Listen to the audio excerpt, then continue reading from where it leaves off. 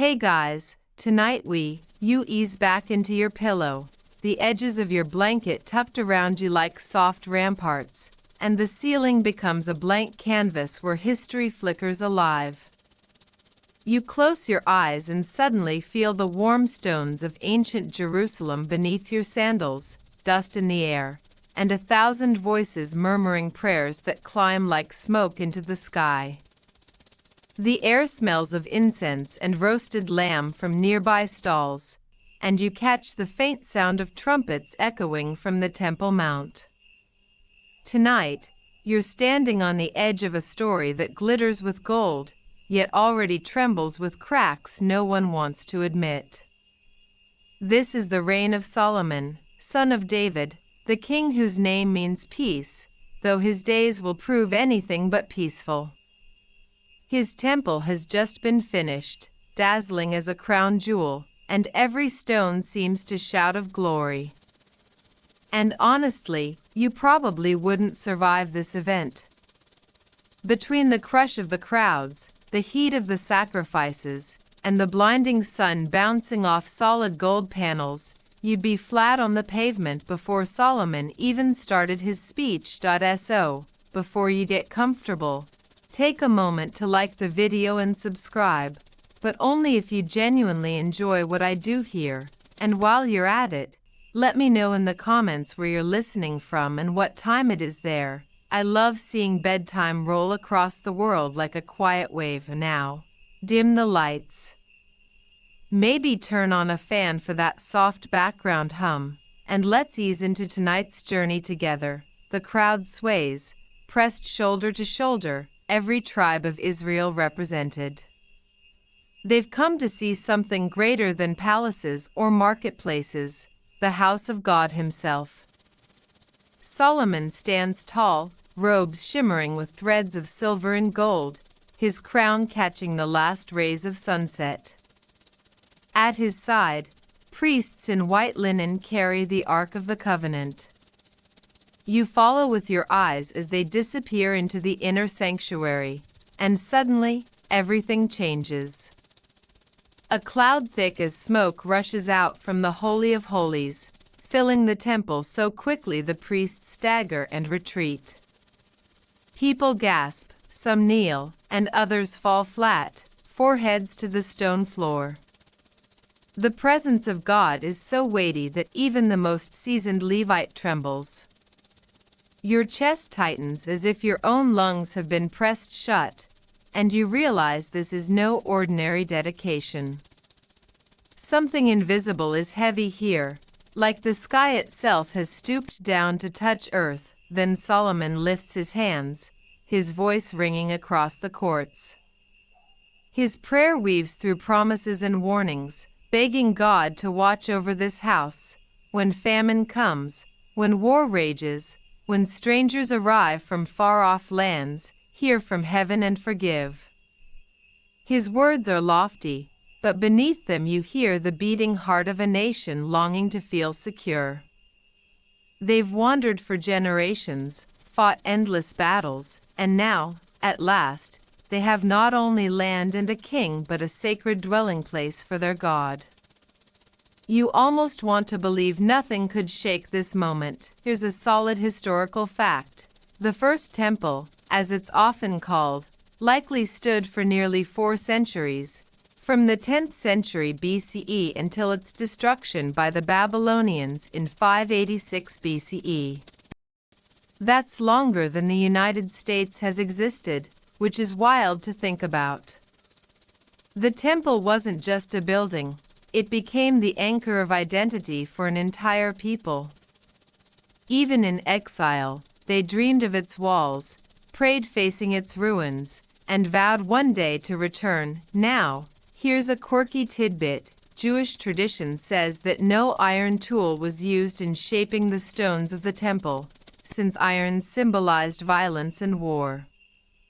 Instead, legend speaks of a magical creature known as the shamir, a worm or tiny beast able to split stone without hammer or chisel. Picture a holy caterpillar spitting laser beams at limestone. It sounds absurd, but that's the kind of tale that sticks.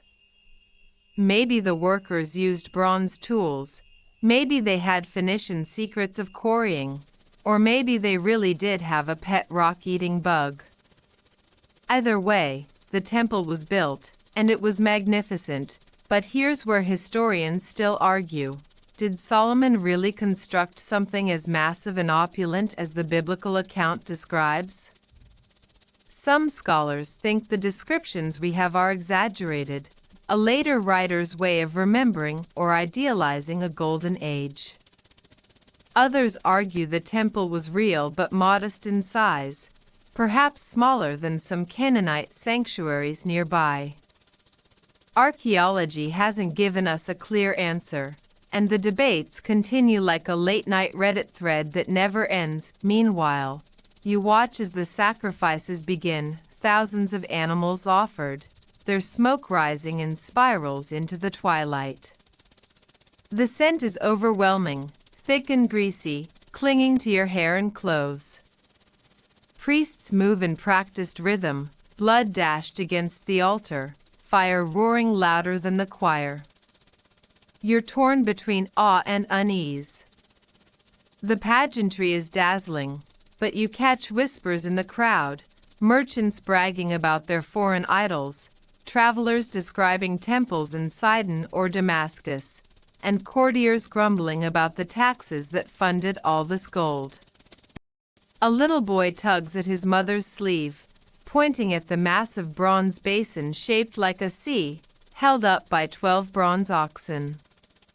She hushes him, but you notice the boy's eyes aren't filled with worship, they're filled with curiosity, wondering what else might be out there, like someone with the world's best home theater still scrolling Netflix, looking for something new. Even now, in the height of holiness, cracks begin to form. Because while the temple gleams, the human heart is restless. You sense it, that tension between faith and fashion, devotion and distraction. Solomon prays for fidelity, but you already hear the rustle of stories that will come, altars on high places, shrines under green trees, and kings who will bow to gods that cannot speak. For now, though, the temple stands bright, its stones reflecting the fire of sunset. The people sing, drums beat, dancers whirl, and for one shimmering moment, Israel seems secure.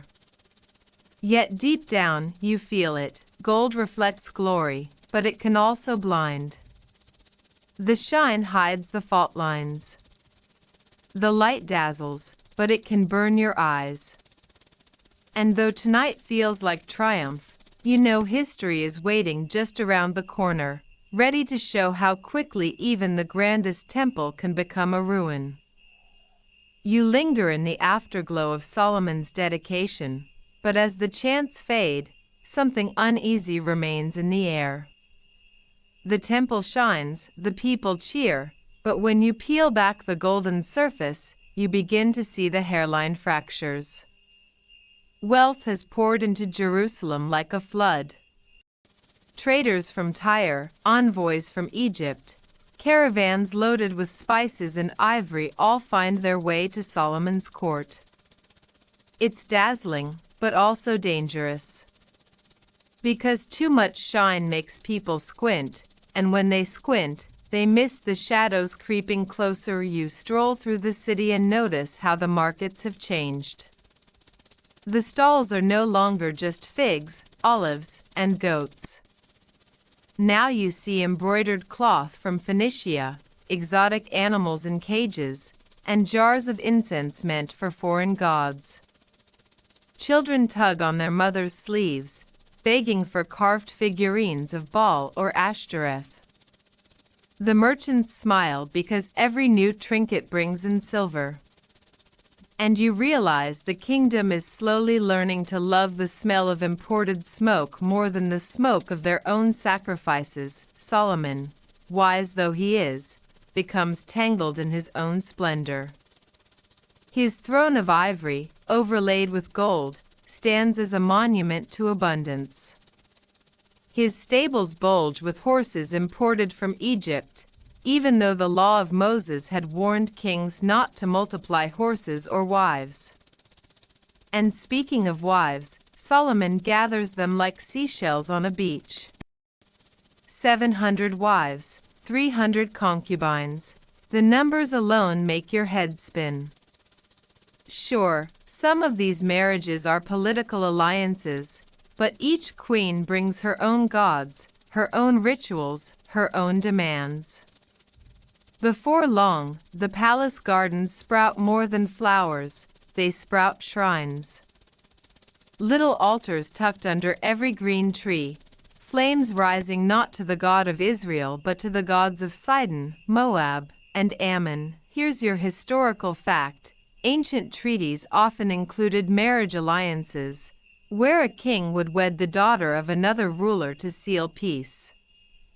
Solomon's many marriages weren't just lust, they were politics.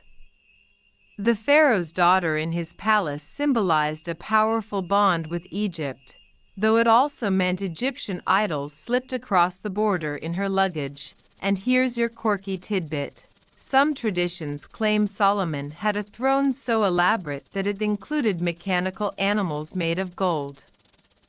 When he ascended, lions would rise and spread their paws, and birds would unfold their wings. Imagine a Disney animatronic show, but entirely in gold, centuries before electricity. Whether true or not, the legend fits the theme. Solomon loved showpieces. Historians still argue whether Solomon's kingdom was truly as wealthy and vast as the Bible paints it, or whether later scribes polished the memory into legend. Some archaeologists find little evidence of a massive empire. Others insist the absence of proof is just the silence of time. Either way, the story rings with caution. Too much glitter blinds the eyes. You wander past the palace gates one evening and hear the faint sound of foreign songs, strange instruments echoing through the night. Women from distant lands lift their voices, chanting to gods with names that feel sharp in your ears: Molech, Chemosh, Ashtoreth. You watch servants carry offerings, honey cakes, incense, bowls of wine, into sacred groves hidden behind palace walls. And you realize something tragic. The king who once prayed for wisdom is now bending under the weight of compromise. The people notice, too. Farmers in the countryside whisper that the king cares more for trade than for them. Priests in the temple grumble about competition from hilltop shrines. And soldiers mutter about taxes, heavy and relentless, paying for luxuries they'll never touch. A kingdom that once sang in unity now hums with quiet resentment, and yet Solomon's wisdom remains unmatched. He writes proverbs, settles disputes, and speaks of cedars and hyssop, beasts and birds, as if he's cataloging the whole world. His reputation draws visitors like moths to flame. The Queen of Sheba herself journeys with a caravan so rich it turns the desert into a parade of camels. She comes to test his riddles and leaves dazzled by his answers. But while she marvels at his brilliance, you see the irony. The brighter the spotlight, the longer the shadow behind him grows. One evening, you climb a hill outside Jerusalem and look down. The temple gleams, the palace sprawls, and smoke curls from countless altars, some holy, some forbidden. And you know in your bones that cracks, once opened, will only widen. The golden age is beginning to tarnish. You stand on the palace steps, the golden glow of Solomon's reign dimming behind you, and the sound of bickering growing louder in the courtyard. The king has died, and now his son Rehoboam prepares to take the throne. At first glance, he looks like the perfect heir, tall, strong, with the kind of royal confidence that makes people bow without thinking. But as you linger and listen, you quickly realize something is off. Confidence can so easily tip into arrogance, and arrogance has a nasty habit of breaking kingdoms in two. People gather, led by Jeroboam, a former servant of Solomon who once ran the workforce with military precision. They don't demand riches or palaces, they ask for relief. Solomon's endless projects, temple, palace, fortresses, were built on the backs of heavy taxes and forced labor. So now the tribes plead, "Lighten the yoke your father put on us, and we will serve you." Simple, straightforward, almost too generous. You can almost hear the crowd holding its breath, waiting for a wise answer. Rehoboam calls for advice, first from the elders who once served his father. They speak softly, urging him to listen, to win loyalty through kindness.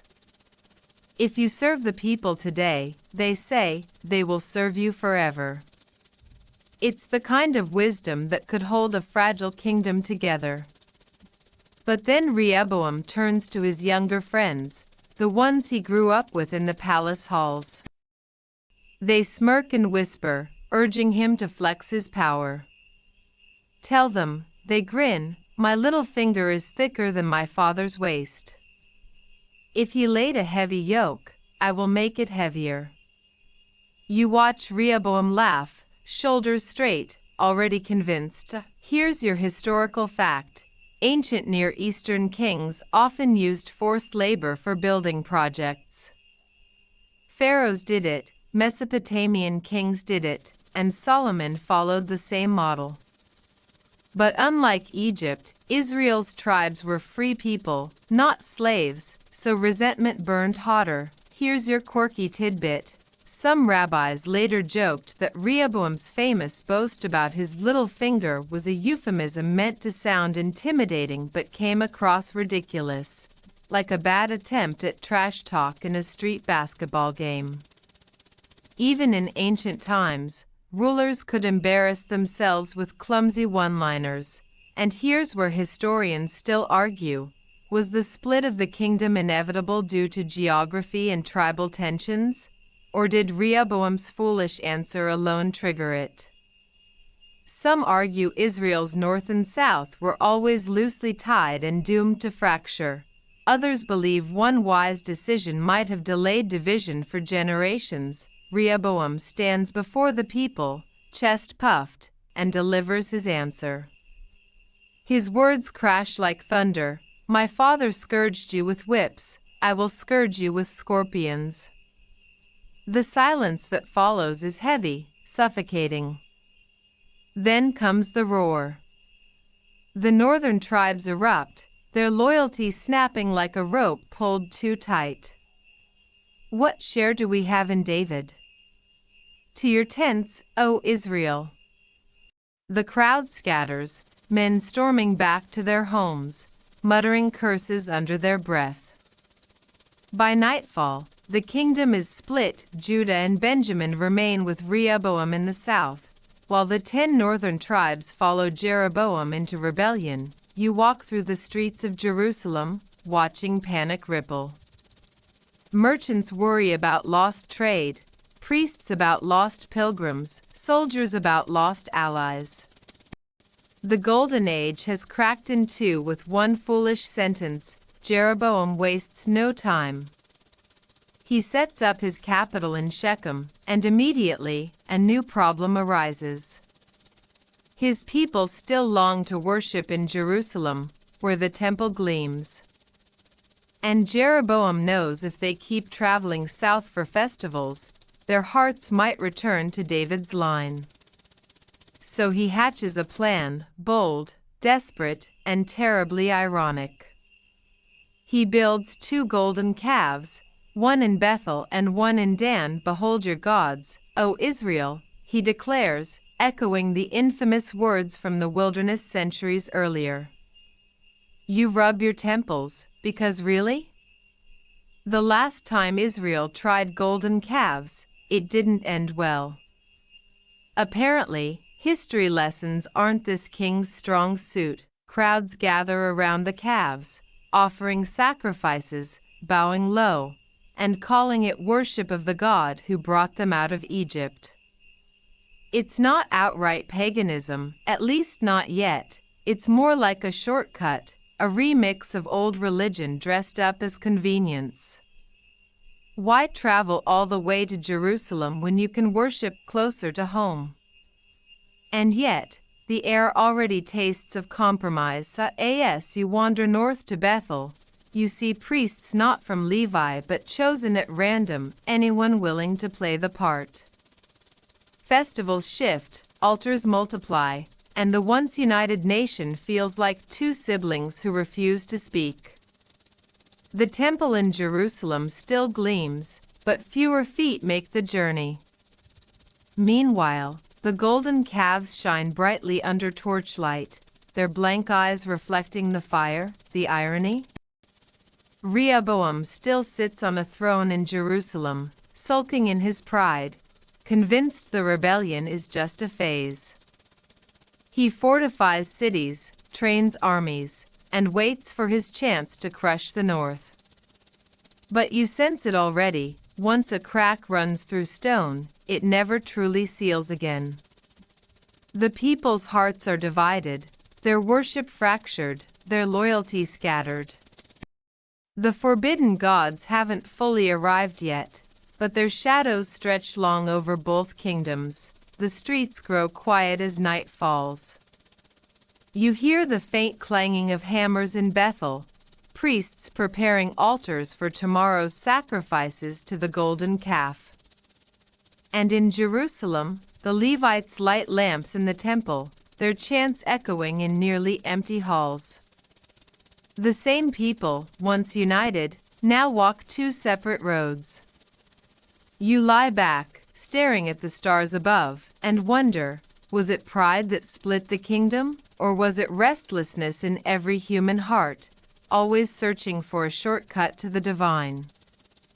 You wander northward with the tribes that chose Jeroboam, the desert wind tugging at your cloak as caravans head away from Jerusalem. The farther you travel, the more you sense the shift, not just in geography but in spirit. Judah still clings to the temple, but here in the north, people murmur with excitement about new places to worship.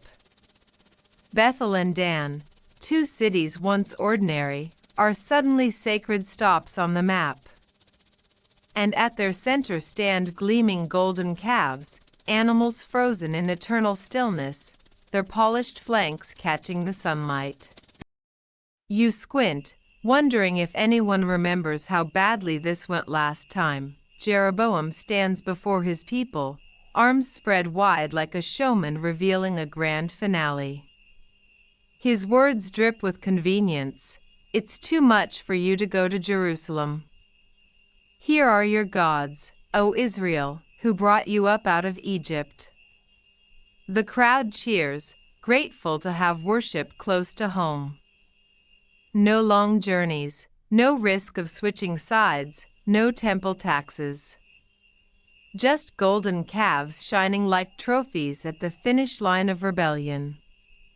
And you can't help but sigh, because the shortcut always looks appealing until it takes you off the cliff. Here's a historical fact: bull or calf idols weren't random. In the ancient Near East, bulls symbolized strength, fertility, and divine authority. The Canaanites linked them with Baal, the storm god, while Egyptians worshipped the Apis bull. Jeroboam wasn't inventing something new. He was borrowing imagery from the nations around him, hoping to dress up Israel's God in the fashion of the neighbors. And here's your quirky tidbit. Later Jewish tradition poked fun at Jeroboam by saying the calves were so heavy he had to hire sorcerers to float them into place. Some even imagined them levitating midair, as if God himself was mocking the whole spectacle. It's the kind of detail that makes you picture Jeroboam frantically calling for a forklift that doesn't exist yet. But historians still argue whether Jeroboam truly believed the calves represented foreign gods or whether he intended them as symbols of the God of Israel, just in bull form. Was it idolatry outright, or was it syncretism, a blending of true worship with convenient imagery? Scholars wrestle with this because the line between the two is blurry, and people are very good at convincing themselves that compromise is devotion. You linger at Bethel and watch as families arrive for the festival Jeroboam invented, his own calendar, his own priests, his own rituals. The sound of flutes, the smell of roasting meat, the laughter of children, it all feels festive, harmless even. But then you hear the chants. They don't carry the weight of Jerusalem's temple songs. They sound thinner, echoing like a copy of a copy. And when the sacrifices burn, the smoke rises, but the air feels heavy, as if the heavens aren't listening. Meanwhile, prophets wander the countryside, their voices urgent and strange. One man of God arrives at Bethel, crying out against the altar, "O altar, altar! A son named Josiah will be born to the house of David. On you he will sacrifice the priests of the high places who make offerings here." His words slice through the crowd like lightning, and Jeroboam's face burns with anger. He stretches out his hand to seize the prophet, but instantly his arm shrivels, frozen in pain. The altar splits in two, ashes spilling like sand. The people scatter, terrified. Jeroboam begs for mercy, the prophet prays, and the king's arm is restored. For a heartbeat, it feels like truth might win. But once the prophet leaves, the king returns to his altars, stubborn as stone. Back in Jerusalem, news of the calves spreads like wildfire. Rehoboam fumes, priests shake their heads, and Levites abandon their northern posts to serve in the temple. But the split only hardens. North and South glare at each other like estranged siblings, each convinced the other has betrayed their family. And in the middle of it all, God's presence seems to retreat, as if watching from a distance. You sit by a fire one night, the glow flickering against the faces of northern families who speak with pride about their local worship. Why travel south? They laugh. We have gods right here. Their voices are warm, confident, and utterly convinced they've chosen well. You sip water, staring into the flames, and wonder if truth can ever compete with convenience. The calves keep shining, the festivals keep spinning, and Jeroboam keeps ruling with a grip of iron. Yet beneath the celebration, you sense it, a hollowness, a hunger that golden statues cannot fill. The people dance, but their hearts drift further from the God who once led them by cloud and fire. And as the night deepens, you know this shortcut will cost them far more than the long road to Jerusalem ever will. You drift southward again, past dusty hills and vineyards bending heavy with grapes, into the land still loyal to David's line. Jerusalem gleams in the distance, the temple standing tall like a reminder of glory, but the mood feels quieter now, more fragile. Rehoboam still wears the crown, yet his heavy-handed pride has left scars. Armies from Egypt have already swept through, stealing treasures from the temple itself, shields of gold traded for shields of bronze, a downgrade so obvious that everyone winces when they march by. And after Rehoboam fades, the throne eventually lands in the hands of Asa, his grandson, a man who begins with zeal but finds himself stumbling halfway along the road. Asa steps onto the stage with determination. You watch him stride through the land, tearing down altars on high places, smashing sacred stones, and cutting down Asherah poles that stood swaying beneath green trees. For a moment, the people stir with hope. Finally, a king who seems to care about purity, about the God who dwells in the temple. He even expels the cult prostitutes from the land, sending them scattering into the hills, their painted faces fading into the dust. The crowd cheers, sacrifices rise in the temple again, and you feel that surge of relief. Maybe the tide has turned. Here's a historical fact.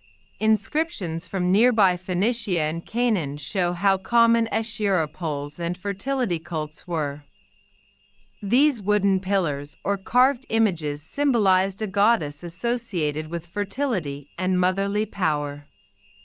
For the Israelites, they were a constant temptation, tangible, colorful, and socially popular, compared to the invisible God who spoke from Sinai. And here's your quirky tidbit. Later traditions say that Asa's grandmother, Maacah, had set up a particularly shocking idol described as obscene. Some rabbis claimed it was a grotesque image carved from wood. Others joked it was more like an enormous indecent lampstand. Either way, Asa removed her from her position as queen mother for it, making family gatherings at the palace holiday table incredibly awkward. Historians still argue whether Asa's reforms were absolute or partial. The biblical text itself admits that while he removed much idolatry, the high places weren't completely gone. Did he compromise to keep local chiefs happy, or did people simply rebuild shrines faster than he could tear them down?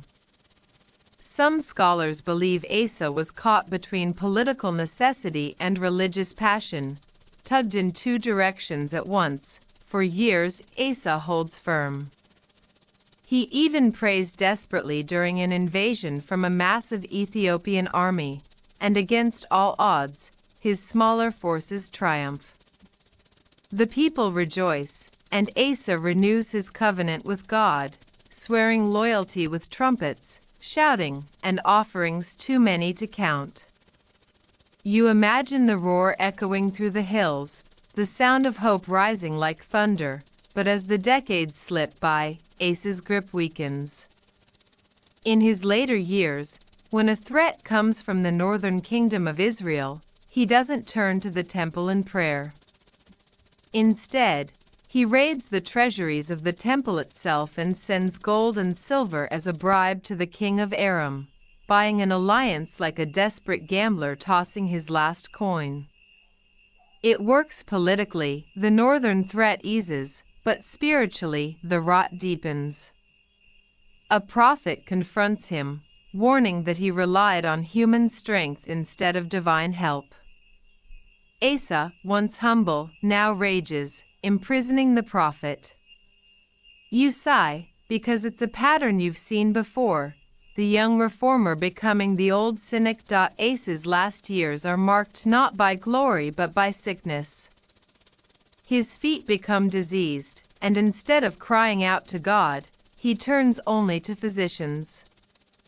There's nothing wrong with medicine, of course, but his refusal to seek God at all feels like a tragic symbol. The man who once smashed idols now stumbles into bitterness, too proud to admit his need. You walk through the land, noticing how people whisper again at night, rebuilding shrines in the hills, slipping incense into the air. Reform, it seems, is never permanent when hearts still hunger for forbidden gods.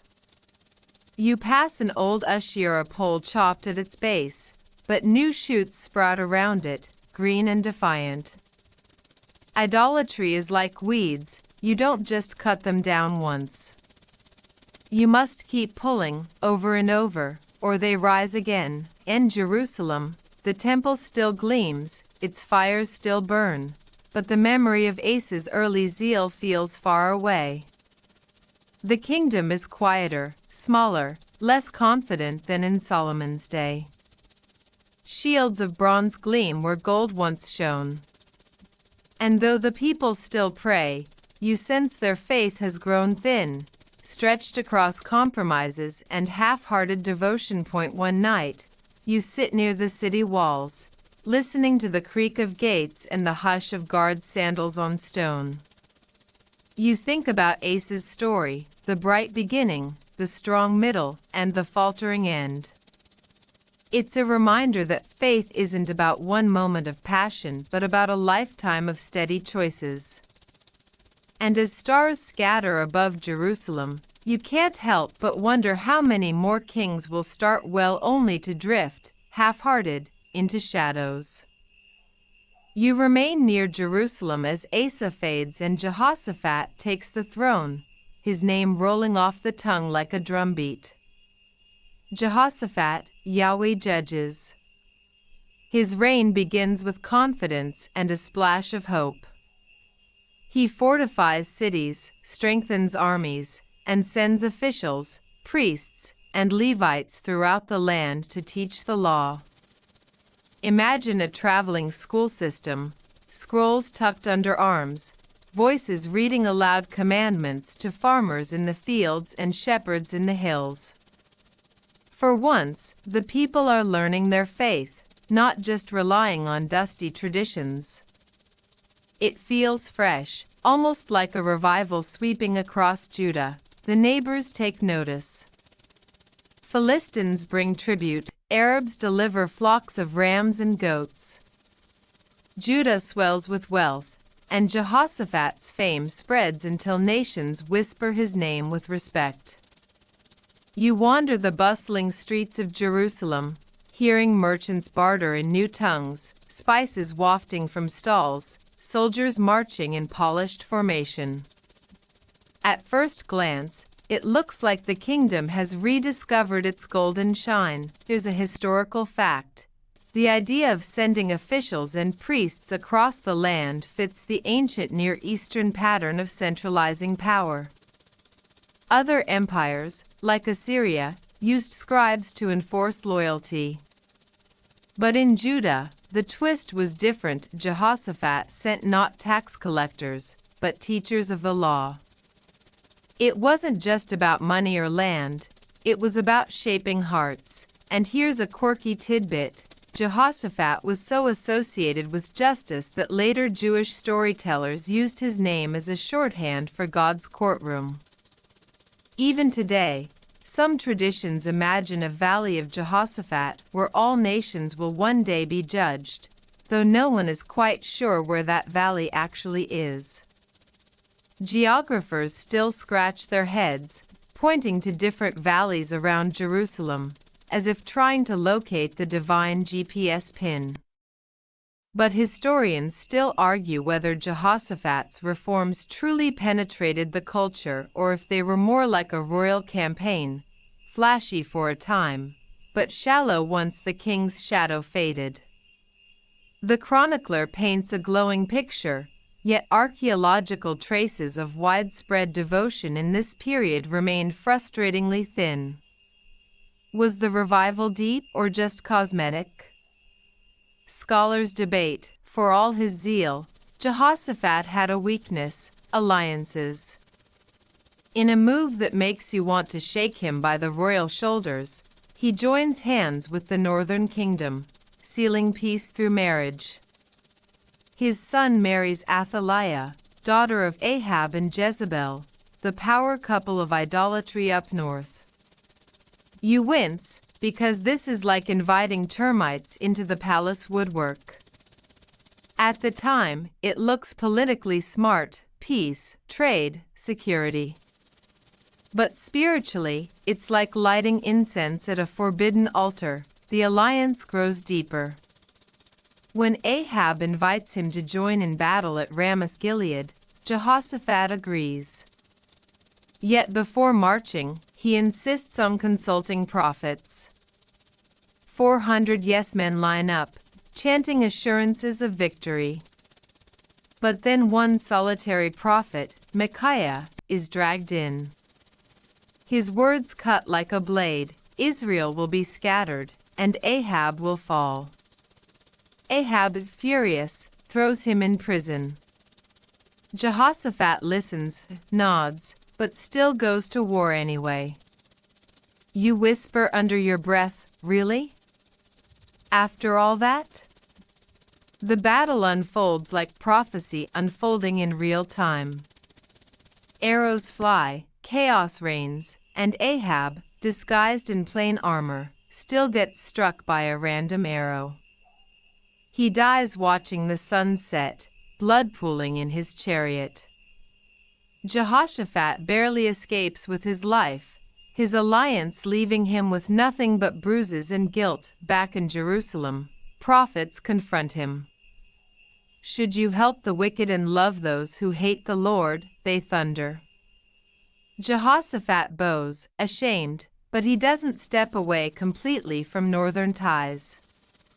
His later alliance to build a fleet of trading ships with Israel collapses in disaster, the ships wrecked before they even sail. You chuckle softly, not because shipwrecks are funny, but because sometimes divine irony feels almost too sharp, yet Jehoshaphat isn't remembered only for his blunders. One of his most stunning moments comes when a vast coalition of Moabites, Ammonites, and others march against Judah. The king gathers his people, and instead of rattling sabers, he leads them in prayer.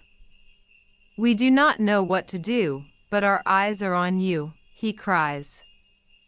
And the strangest strategy unfolds. Instead of sending soldiers first, he sends singers. You picture it, a choir walking into battle, robes flapping, voices raised in praise, while soldiers trail behind, confused but obedient. The enemy armies, struck with confusion, turn on each other. By the time Judah arrives, the battlefield is silent, the ground littered with abandoned treasures. There's a picture you don't forget, men returning from battle not bloodied, but carrying jewels and clothes, arms straining under the weight of loot. They sing, dance, and rename the valley Baraka, the Valley of Blessing. And for a brief shining moment, Judah basks in the glow of a king who trusted prayer over swords. Still, the shadow of compromise never leaves.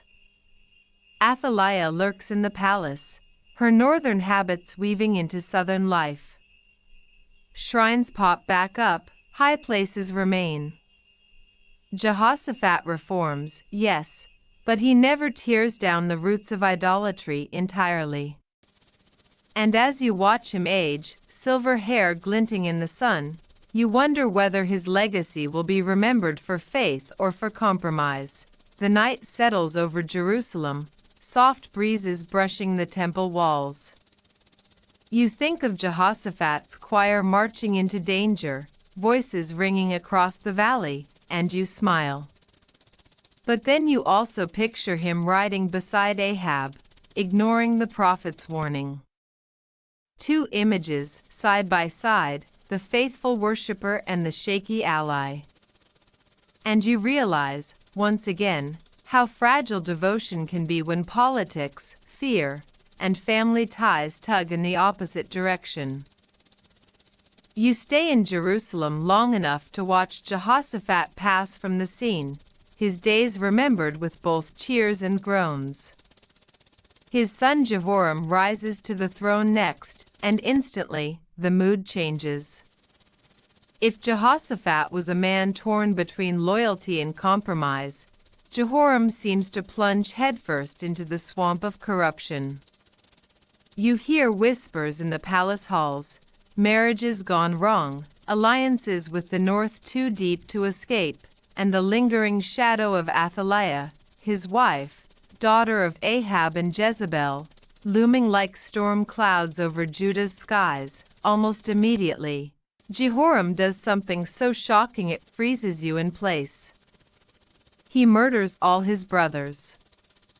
Yes, every single one. Brothers who might have shared counsel, who might have supported him, are wiped out in one fell swoop. Fear grips the city. Palace corridors echo with silence, servants avoiding eye contact, mothers clutching their children tighter. You think back to the family feasts under Jehoshaphat, the laughter of princes echoing in courtyards, and now only blood and suspicion remain. Here's a historical fact: royal fratricide wasn't unique to Judah. Many ancient dynasties practiced brutal purges to secure thrones.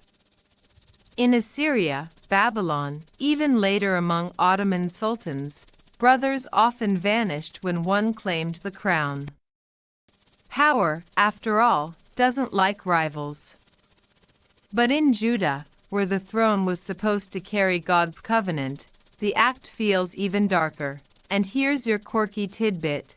Some old traditions say Jehoram's brother Zechariah was rumored to have a stash of unusual pets, monkeys brought from distant lands by traders. Whether true or not, storytellers whispered that Jehoram killed him in such a rush he left the monkeys screeching around the palace, a chaotic soundtrack to the massacre. Historians still argue whether Jehoram's bloodshed was driven purely by paranoia or by Athaliah's influence, nudging him with northern ruthlessness. Some scholars suggest she carried Jezebel's calculating spirit straight into Judah, turning her husband into a puppet. Others argue Jehoram needed no encouragement, ambition alone was enough. The debate lingers because the text leaves motives blurred, as if even the chroniclers struggled to explain why a son of David would sink this LOW. As his reign unfolds, idolatry spreads like wildfire.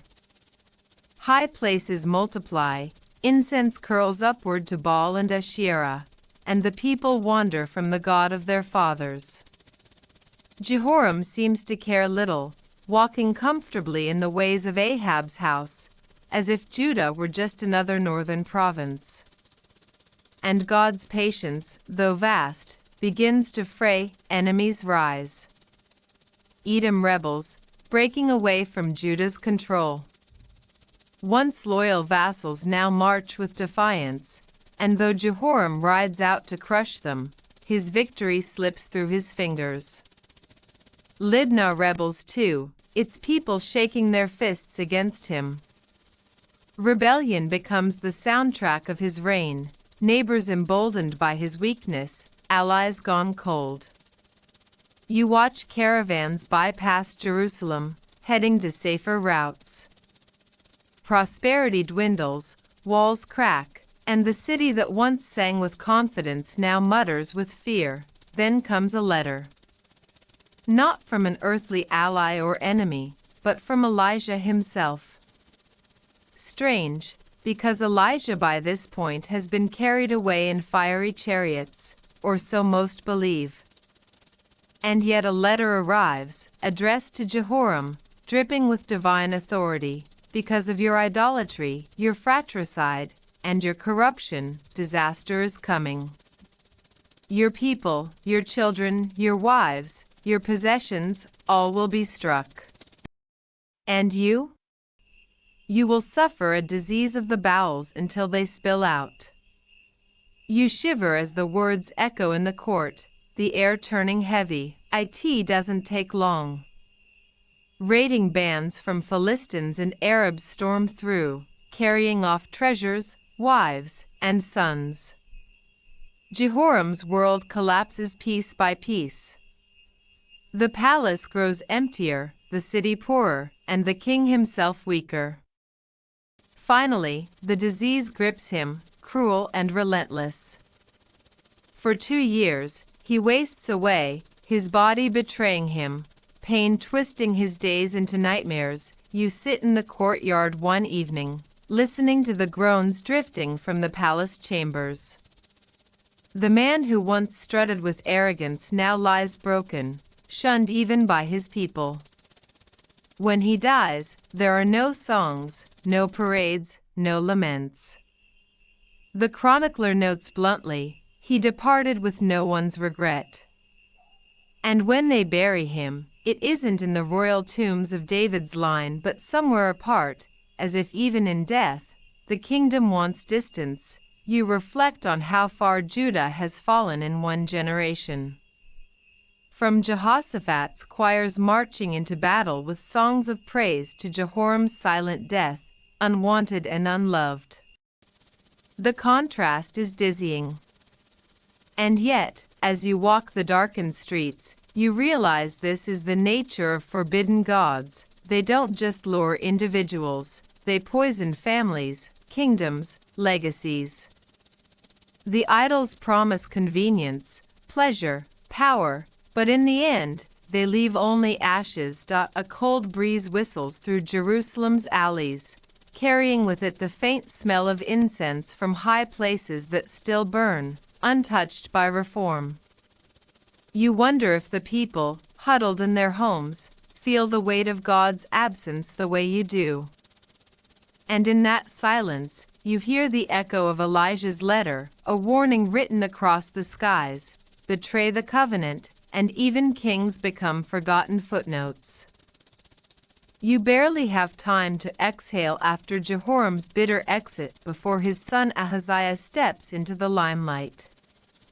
He is young, barely steady on the throne, and already his reign feels tangled, like a puppet pulled by too many strings.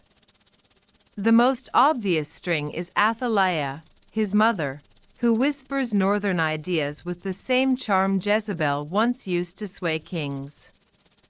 You glance at the palace balcony where she paces, her sharp eyes surveying Jerusalem, and you realize that Judah's crown rests more on her influence than on her son's head. Ahaziah follows the path carved by Ahab's house. He walks not toward the temple but toward Baal, toward alliances soaked in compromise. His counselors are not wise priests or faithful Levites, but relatives from the north who urge him to imitate Samaria. Judah's people watch with weary eyes, their hopes for stability evaporating like dew in the morning sun. Here's a historical fact: the name Ahaziah means Yahweh has grasped. Yet ironically, his life shows almost no grasp of Yahweh at all.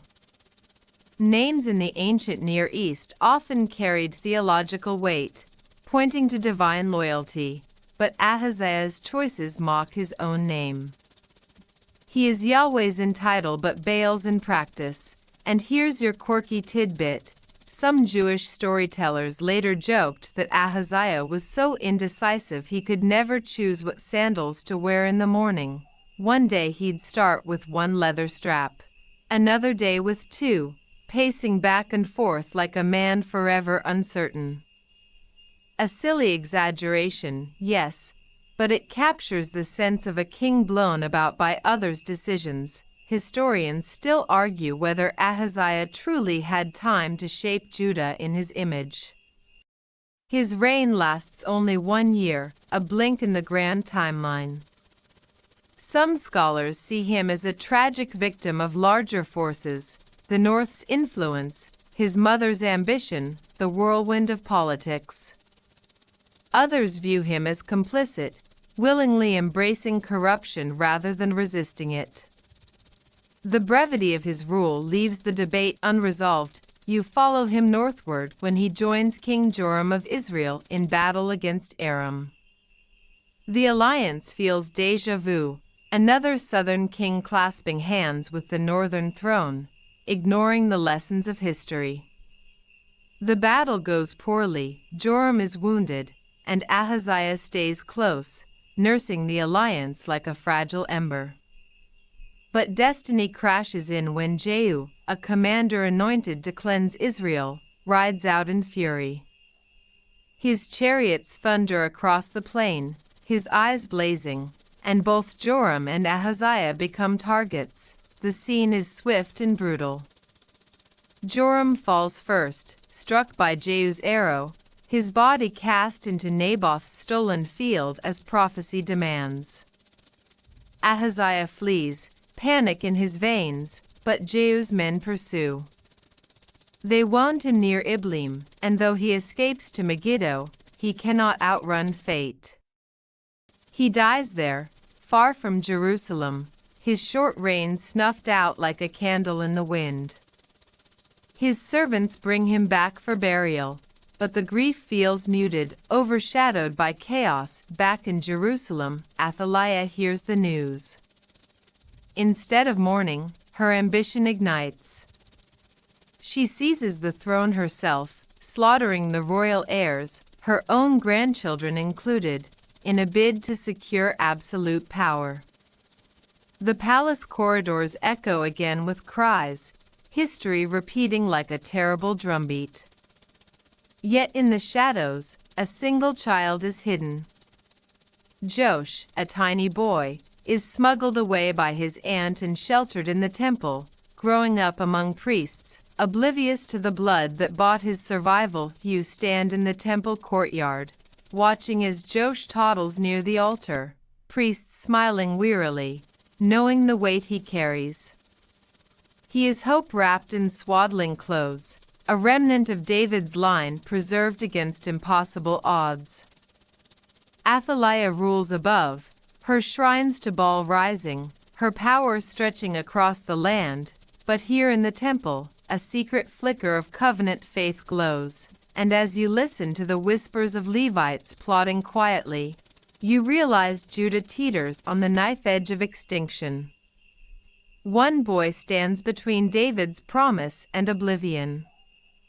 One child hidden in shadows while forbidden gods dance in daylight. The night deepens over Jerusalem, Athaliah's incense clouding the air from her new shrines, while in the temple, the faint hum of lullabies drifts over Josh's crib. It feels fragile, absurd even, to think that an infant could hold back the tide of idolatry. Yet you've seen it before, how small things, arrows shot at random, a choir singing into battle, turn into turning points. You lean against the cool stone, breathing in the mingled scents of oil lamps and cedar, and whisper to yourself, perhaps the covenant still breathes. You stay close to the temple, for the story now coils tightly around its hidden secret. 6 long years slip by while Athaliah rules Jerusalem with the iron confidence of Jezebel reborn. High places multiply, altars to Baal rise, and the once holy city feels more like Samaria's twin than David's capital. Athaliah struts through the palace in royal robes, her every step echoing with the certainty that she has crushed David's line forever. Yet behind the heavy temple doors, Josh grows, nurtured by Jehoiada the priest and his wife Jehosheba. The boy plays in shadowed courtyards, his laughter bouncing off stone walls that guard the last ember of the covenant. Athaliah's reign feels like a masquerade of power. She parades idols, commands sacrifices, and rewards priests of Baal, but her legitimacy is hollow. Judah's people endure her, muttering behind closed shutters, waiting for something, anything, to break the spell. Here's a historical fact. Baal worship under Athaliah wasn't a mere side practice. Archaeological digs in Canaanite regions show how Baal's cult involved grand temples with stone altars, pillars, and sometimes human sacrifice. Though evidence in Judah is thinner, Athaliah's embrace of Baal signals a direct attempt to transplant northern religion into the south. And here's your quirky tidbit. Later Jewish imagination claimed that Athaliah decorated the palace with Phoenician-style tapestries depicting bulls and storms, symbols of Baal. Some storytellers quipped that her obsession with storm god imagery made her the only queen in Jerusalem who demanded umbrellas in the throne room. Historians still argue whether Athaliah seized the throne purely from ambition or from political desperation. Some suggest she acted to protect her own survival, fearing assassination after her son Ahaziah's death. Others see her as driven by ideology, a true believer in Baal determined to crush Yahweh's covenant. The debate lingers, for the chronicler paints her as villainous, But political realities were rarely simple. Meanwhile, Josh grows taller, his curls bouncing as he runs through the temple corridors. He listens to priests chanting psalms, watches sacrifices burn, and learns that he carries David's blood. Jehoiada whispers to him at night, telling him of promises, of a lamp that must never go out, of a throne sworn by God's own oath. The boy doesn't fully understand, but his eyes widen with wonder. Year by year, Jehoiada gathers loyal guards and Levites, men whose patience ferments into resolve. Quietly, they spread word across Judah, the true king lives. At last, in Josh's 7th year, the plan ignites. On a Sabbath, when priests rotate duties, Jehoiada reveals the boy. Trumpets blare, shields of David's warriors gleam, and Josh is crowned before the altar. The people erupt, shouts, clapping, tears spilling down cheeks long dry with despair. For the first time in years, the name of Yahweh rings louder than Baal's. Athaliah hears the commotion and storms into the temple, her robes swirling like storm clouds.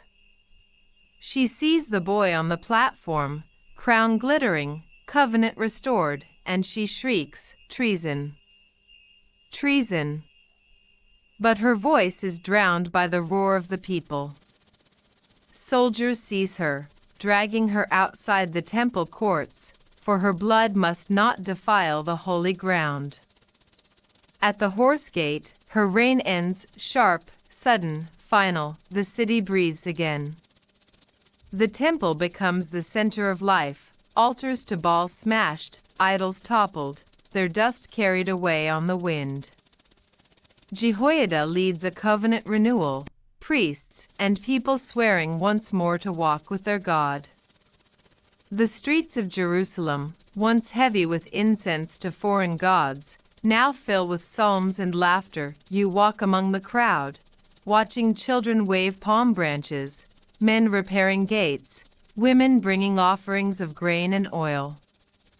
It feels like spring after a brutal winter. Josh, small yet regal, sits on the throne of David, his eyes wide, perhaps overwhelmed, but steady. The people look at him and see more than a boy. They see survival, promise, and a reminder that even when darkness reigns, light flickers on in hidden places. That night, Jerusalem glows with torches, the sound of singing carrying into the hills. You lean against the temple wall, the cool stone pressing your back, and remember how fragile it all felt just days ago. You think of Athaliah's stormy banners, of Josh's secret games in shadowed courtyards, and now the deafening roar of a city reborn. And you whisper to yourself that no matter how loud forbidden gods shout, their time always runs out. The covenant, though battered, still hums beneath history, patient and unbroken. The city basks in renewal after Athaliah's fall. For a time, it feels as though Judah has found its footing again. Josh, still just a boy, sits on the throne, but Jehoiada the priest guides his steps. You watch the partnership unfold, the priest's steady hand, the child king's eager eyes. It's almost like Judah has two fathers, one earthly, one spiritual, working together to nurture a fragile rebirth. Under Jehoiada's influence, Josh begins a campaign not of war, but of repair. The temple, long neglected during Athaliah's reign, bears scars. Stones cracked, beams splintered, gates weathered, offerings misused. Josh looks at the holy place and sees more than a building. He sees the heartbeat of his people. And so he orders it restored.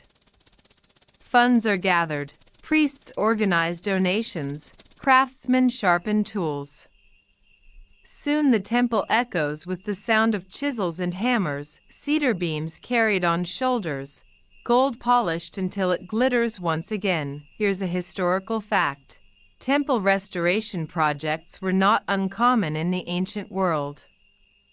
In Mesopotamia and Egypt, kings often proved their legitimacy by repairing temples and statues, linking themselves to divine favor. Josh's project fits this pattern. It was both spiritual devotion and political declaration. The true God rules here, and here's your quirky tidbit. Some later traditions imagine the collection box for the temple funds as having a hole shaped like a trumpet's mouth. People would drop coins in, and the clang echoed loudly enough that everyone nearby knew you'd just donated. It was the original like and subscribe sound effect. Historians still argue whether Josh's temple repairs were driven by deep piety or by Jehoiada's influence. Was Josh himself devout, or merely obedient to his mentor? Some scholars point out that once Jehoiada died, Josh's story shifted dramatically, suggesting his faith may have leaned more on the priest than on God. For decades, though, the partnership holds strong. You walk the temple courts and see fresh wood beams, doors inlaid with bronze, lampstands gleaming, and Levites bustling with renewed energy. People stream in from towns and villages, their offerings not grudging but joyful, as if each coin tossed into the chest was a declaration, "We are still Yahweh's people." Josh grows taller, his voice deepening, his crown sitting less awkwardly. He learns the rhythms of kingship, ruling, judging, planning, yet always under Jehoiada's counsel. You sense a stability Judah hasn't felt in years. Neighbors keep their distance, fearing Judah's renewed energy. Merchants smile, trade routes flow, and for a while, it feels like the covenant pulses strong in the land. But time, relentless as it is, brings change. Jehoiada grows old, his hair whitening, his steps slower. Yet his presence anchors the kingdom until his very last breath. When he dies, the people honor him with a burial among kings, though he was only a priest. It's a rare gesture, proof of his extraordinary role in saving David's line. And then, with Jehoiada gone, the shift begins. Josh, once sheltered by steady guidance, now finds himself listening to new voices. Officials and nobles, men with polished words and persuasive smiles, bow before him. They flatter, they coax, and they whisper of other gods, other altars, other ways of ruling. Josh, craving their approval, begins to bend. High places sprout again, idols resurface, and the very temple he restored becomes neglected once more. The story takes its sharpest turn when Zechariah, son of Jehoiada, confronts Josh. Standing in the courtyard of the temple his father rebuilt, Zechariah cries out against the king, "Why do you transgress the Lord's commands? Because you have forsaken him, he has also forsaken you." The words echo against the stones, cutting through the marketplace noise. You half expect Josh to weep, to remember the kindness of Jehoiada. But instead, he orders Zechariah stoned to death in the very temple court. The ground that once rang with psalms now soaks with innocent blood. You stand frozen, unable to process the cruelty. The boy who once toddled in these very halls, saved by priests, now desecrates them with murder. The crowd gasps, some cover their faces, others slink away in silence. And above, the sky feels heavier, as if heaven itself has turned its face. Judgment soon follows. Aramean raiders march against Jerusalem, smaller in number yet empowered by divine anger. They breach the defenses, plunder the city, and wound Josh severely. His servants, bitter over Zechariah's death, conspire against him and strike him down on his bed. He dies not as a beloved king but as a disgraced ruler, denied burial among the kings. The tragedy is complete. A child once hidden in the temple, raised to restore it, ends by betraying it. You wander through the ruined courtyards, smoke still rising from pillaged homes, and you can't help but think about cycles. Judah rises, Judah falls. Kings reform, kings corrupt. Altars are torn down, only to rise again. And always, forbidden gods lurk in the wings, waiting for moments of weakness. The temple still stands, but its walls carry memories now, of both restoration and betrayal, of hammers ringing and stones hurled in violence. Night settles, and you sit against a pillar worn smooth by centuries of hands. You whisper a prayer you don't even know how to finish. Because if Josh, rescued by miracle, mentored by priests, crowned with covenant hope, could fall so far, then how fragile is any king, any heart? The wind rustles through the courtyard, scattering ashes like a soft reminder. The story isn't finished, but the pattern is painfully familiar. You lean against the temple stones, still unsettled by the memory of Josh's fall, and the story rolls forward into his son's reign. Amaziah takes the throne, young and uncertain, inheriting a kingdom bruised by invasion and stained by his father's betrayal. You feel the tension ripple across Judah. People want stability, yet suspicion lingers. Can this son of Josh break the curse of compromise? Or will the cycle repeat? At first, Amaziah seems eager to start well. He executes the servants who murdered his father, but here's a twist: he spares their children. In an age where vengeance often spread across generations like wildfire, this restraint shocks the people. You catch the whispers, maybe this king will be different. It echoes a law from Deuteronomy, that children shouldn't be punished for their father's sins. For a brief, shining moment, Amaziah looks like a man who understands justice. Here's a historical fact. Near Eastern monarchs often secured power by wiping out entire families of rivals. By sparing the children, Amaziah sets himself apart, signaling a break from the bloody norms of his neighbors. And here's your quirky tidbit. Later storytellers claimed Amaziah kept a journal where he doodled scales of justice in the margins, as if he fancied himself a part-time artist. Was it true? Probably not, but it's the kind of image that makes you smirk, imagining a king sketching stick figures between royal decrees. Historians still argue whether Amaziah's mercy was genuine principle or shrewd politics. Some say he wanted to secure goodwill among the people. Others argue he truly cared about the covenant law. The chronicler, of course, leans toward piety, but the truth may be messier. For a while, Amaziah follows God, repairing what's broken, strengthening defenses, and rallying soldiers. He gathers an army, even hiring mercenaries from Israel. But a prophet confronts him. Don't let these men fight with you, for the Lord is not with Israel. Amaziah hesitates. He's already paid them, and losing that investment stings. The prophet calmly replies, "The Lord can give you much more than this." Reluctantly, Amaziah dismisses the mercenaries, eating the financial loss. It's a costly act of faith, and you can almost hear the people sigh in relief. Finally, a king willing to listen. With Judah's forces alone, Amaziah marches against Edom. The battle is fierce, dust rising in clouds, swords clashing like thunder. Judah prevails, and Amaziah carves out a decisive victory.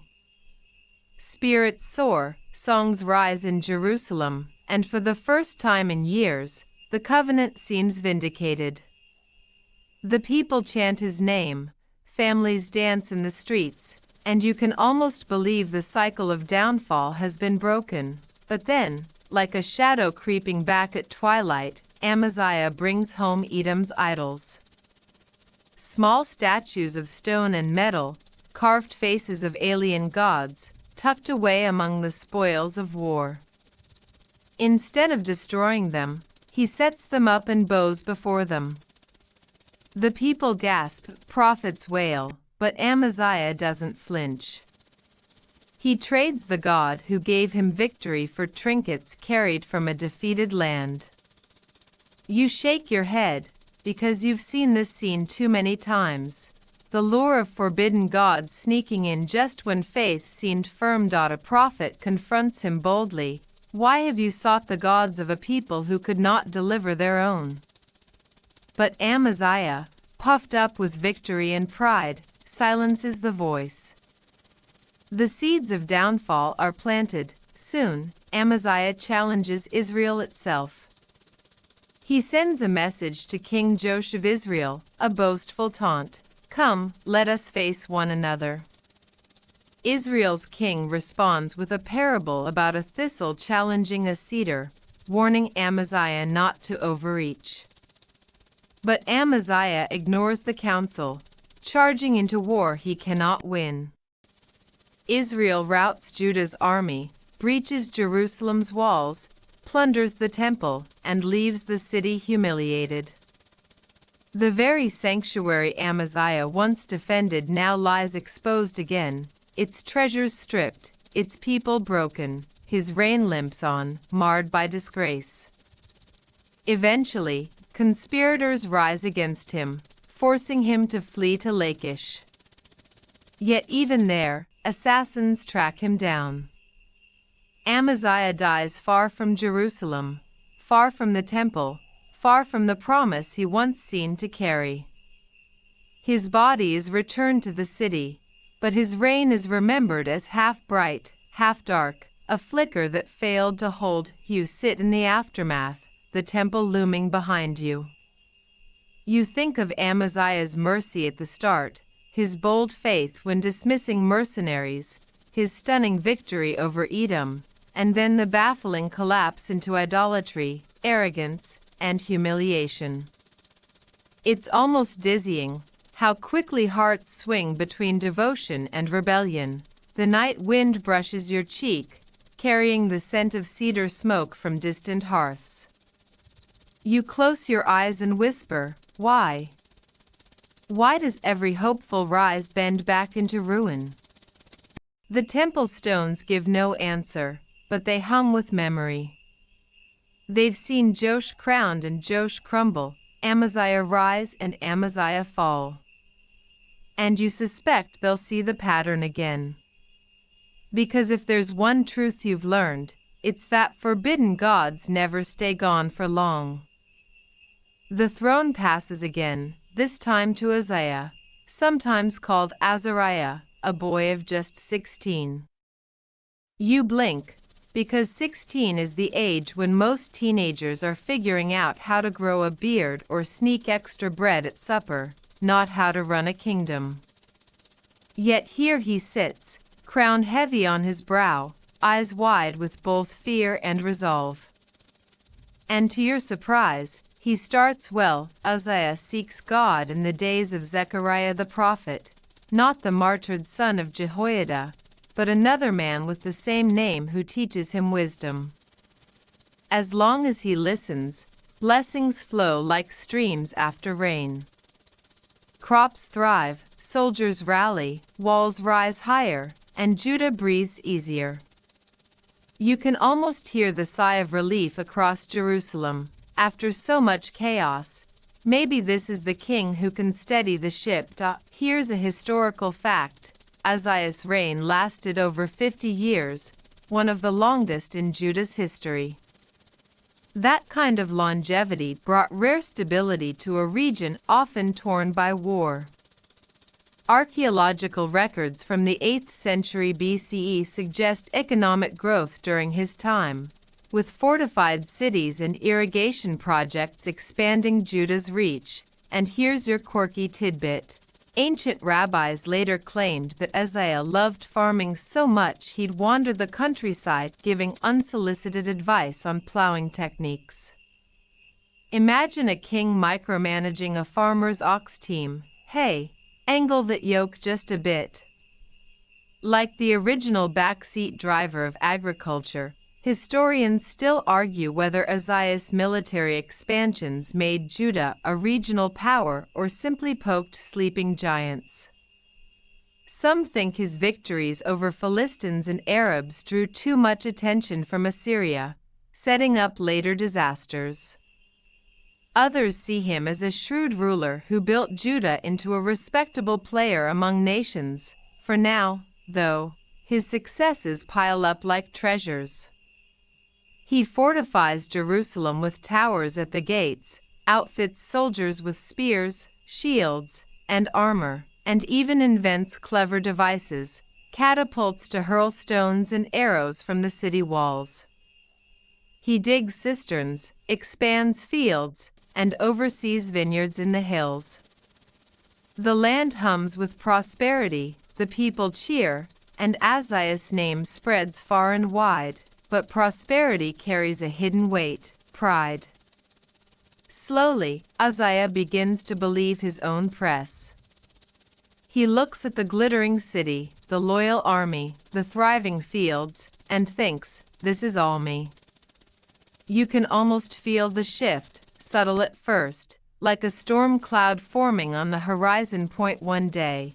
In a move that shocks everyone, Uzziah decides to enter the temple to burn incense on the altar.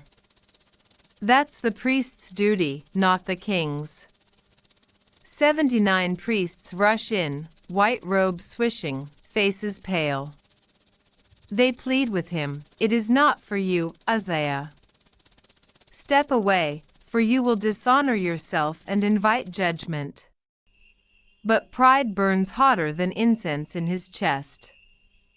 He grips the censer, defiant, ready to prove he can do what only priests can, and then, before their eyes, leprosy blooms across his forehead.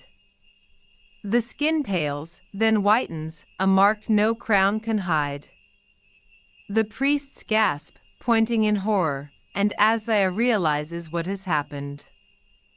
Terrified, he flees the temple, never to enter it again. From that day until his death, he lives isolated, cut off from the house of the Lord, while his son Jotham governs in his place. It's a heartbreaking twist. The king who built towers and dug cisterns, who strengthened Judah's armies and fields, now dwells in a separate house, alone, marked by pride's consequence. His reign that began with promise ends in disgrace. His story another line in the pattern of rise and fall. You walk past his dwelling, the air quiet, the windows shuttered. Somewhere inside, Uzziah paces, his once proud hands hidden under sleeves, his crown dusty on a shelf. The people still respect his achievements, but whispers linger, he overstepped. He forgot the line. The temple priests resume their duties, the altar burns without him, and the city goes on, both grateful for his prosperity and sobered by his downfall. The memory lingers like a cautionary tale. You think of Amaziah bowing to Edomite idols, Joash silencing prophets, and now Uzziah stepping where he should not.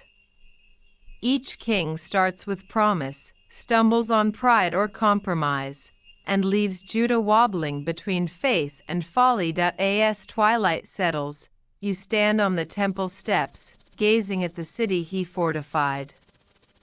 Towers rise against the fading sky, sturdy and unyielding.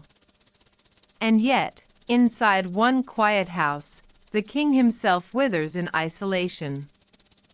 It's almost poetic. His walls can protect Jerusalem, but nothing could shield him from himself. The evening wind whistles through the streets, carrying dust and the faint echo of hammering from distant fields. You whisper, will the cycle ever end? The stones stay silent, but their silence is heavy, as if they've heard the question 1,000 times and still wait for the answer. You shift your gaze from Uzziah's shuttered house to the throne room, where his son Jotham quietly takes the reins. Unlike his father, Jotham doesn't force himself into the temple. He rules with a kind of steady modesty, as though Uzziah's leprous fate hangs in the air like a cautionary ghost.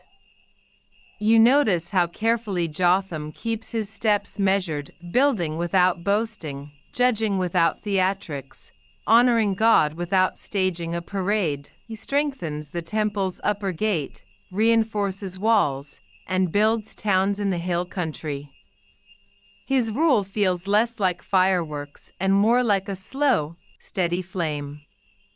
You almost exhale in relief, because Judah has had enough drama for a generation. Is a historical fact. Jotham's reign is often overshadowed in the biblical record, but archaeological evidence suggests that Judah in the 8th century BCE was undergoing urban growth and expanding trade routes. His quiet stability may have laid the groundwork for that prosperity, and here's your quirky tidbit. One Jewish tradition imagines Jotham so private that he avoided public banquets entirely, preferring to send meals to guests rather than attend. Picture a king ghosting his own dinner parties. Like the original introvert-in-chief, historians still argue whether Jotham's mild rule was weakness or wisdom. Some say his unwillingness to confront idolatry left Judah vulnerable. Others see his restraint as a deliberate attempt to keep peace after Uzziah's disaster. The record does note, while he himself walked uprightly, the people still corrupted themselves. It's as if his personal faith never fully translated into national revival. Meanwhile, beyond Judah's borders, the world grows louder. Assyria stretches its claws, pushing westward, swallowing smaller states. The looming empire is like a thundercloud over the horizon.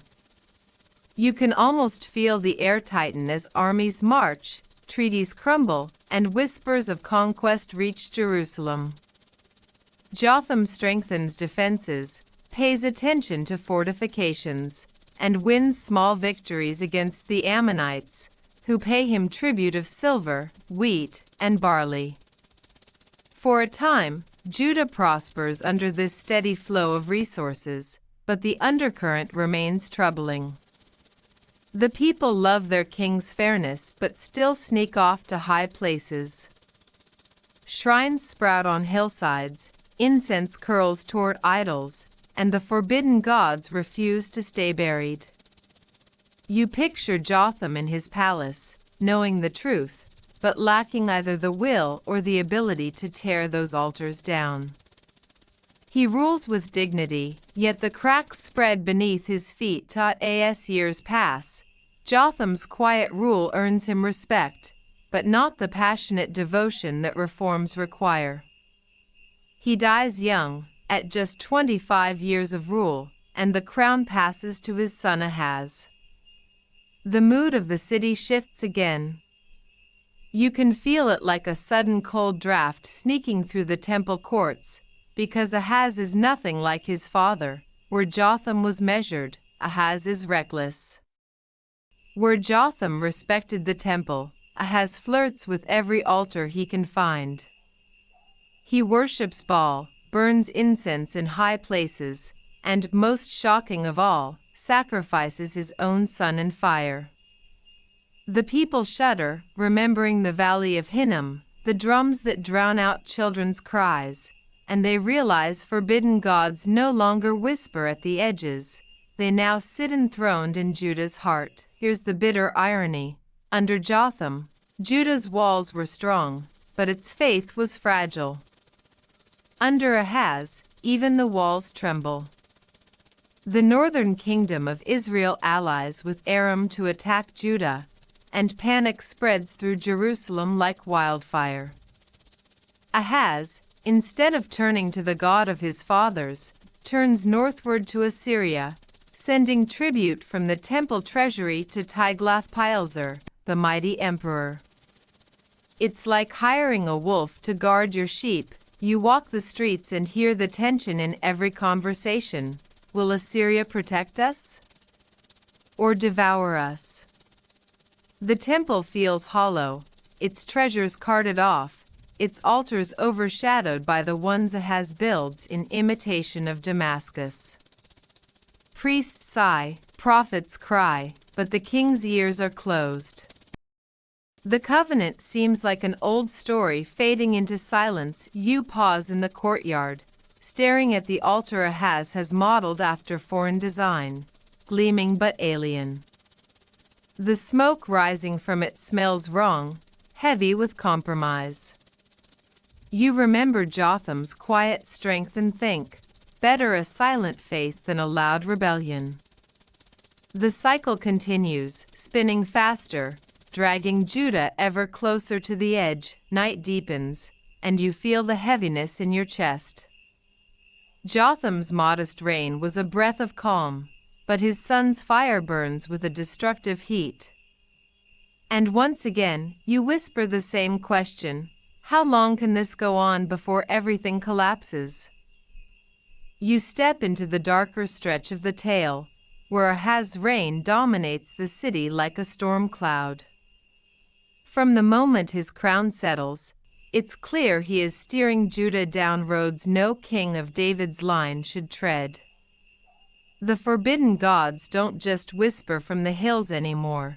They stand openly in the courtyards, smoke curling from altars, songs of Baal and Molech rising louder than the psalms of Yahweh. Ahaz's greatest offense still chills the air. He makes his sons pass through the fire, an ancient ritual of child sacrifice tied to Molech. You imagine the valley of Hinnom, drums pounding to drown out the cries, flames dancing high, the acrid smell of burning flesh. The people recoil, yet the king persists, convinced this act secures divine favor. It's hard to even breathe as you picture it, because you know it isn't just an abomination, it's the unraveling of Judah's soul. Here's a historical fact. Child sacrifice was not unique to Judah. Archaeological findings from Carthage, a Phoenician colony, reveal burial urns filled with tiny bones, confirming such practices. Molech worship had long been associated with fire rituals, and Ahaz's actions placed Judah squarely in the stream of pagan horror. And here's your quirky tidbit. Some later Jewish storytellers claimed that Ahaz was so eager to follow foreign customs that he tried to import Damascus-style fashion into Jerusalem. Imagine priests side-eyeing the king strutting around in Aramean robes like he'd just raided an exotic thrift store. Historians still argue whether Ahaz's alliance with Assyria was cowardly pragmatism or sheer desperation. Some see him as a weak ruler panicking under pressure. Others think he cleverly bought time by becoming a vassal, though at the cost of Judah's independence. The debate lingers, but one thing is certain, Ahaz traded faith for politics, and Judah paid the price. When Israel and Aram threaten war, Ahaz does not turn to the temple. Instead, he strips its gold and silver, bundling treasures once dedicated to Yahweh, and sends them north as a bribe to Tiglath-Pileser of Assyria. The emperor responds with iron, marching south, crushing Aram, and silencing Damascus. For a moment, Judah breathes easier, but it's a dangerous kind of relief. The wolf is now in the fold. Ahaz travels to Damascus to meet his new overlord. There, his eyes catch a foreign altar, vast and ornate, glimmering in the Syrian sun. He sketches its design, sends instructions home, and demands that a replica be built in Jerusalem. When he returns, the altar gleams in the temple courtyard, dwarfing the bronze altar Solomon once dedicated.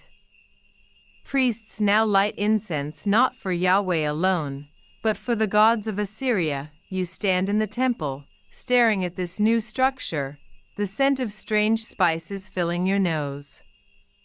The bronze altar stands shoved to the side, like a forgotten relic. The people murmur, some in outrage, others in weary silence, too afraid to protest. The very heart of Judah has been remodeled into a shrine of compromise. Meanwhile, the nation reels. Philistines raid towns, Edomites strike the south, and every border feels brittle. Judah's people whisper that the covenant is broken, that Yahweh's protection has lifted.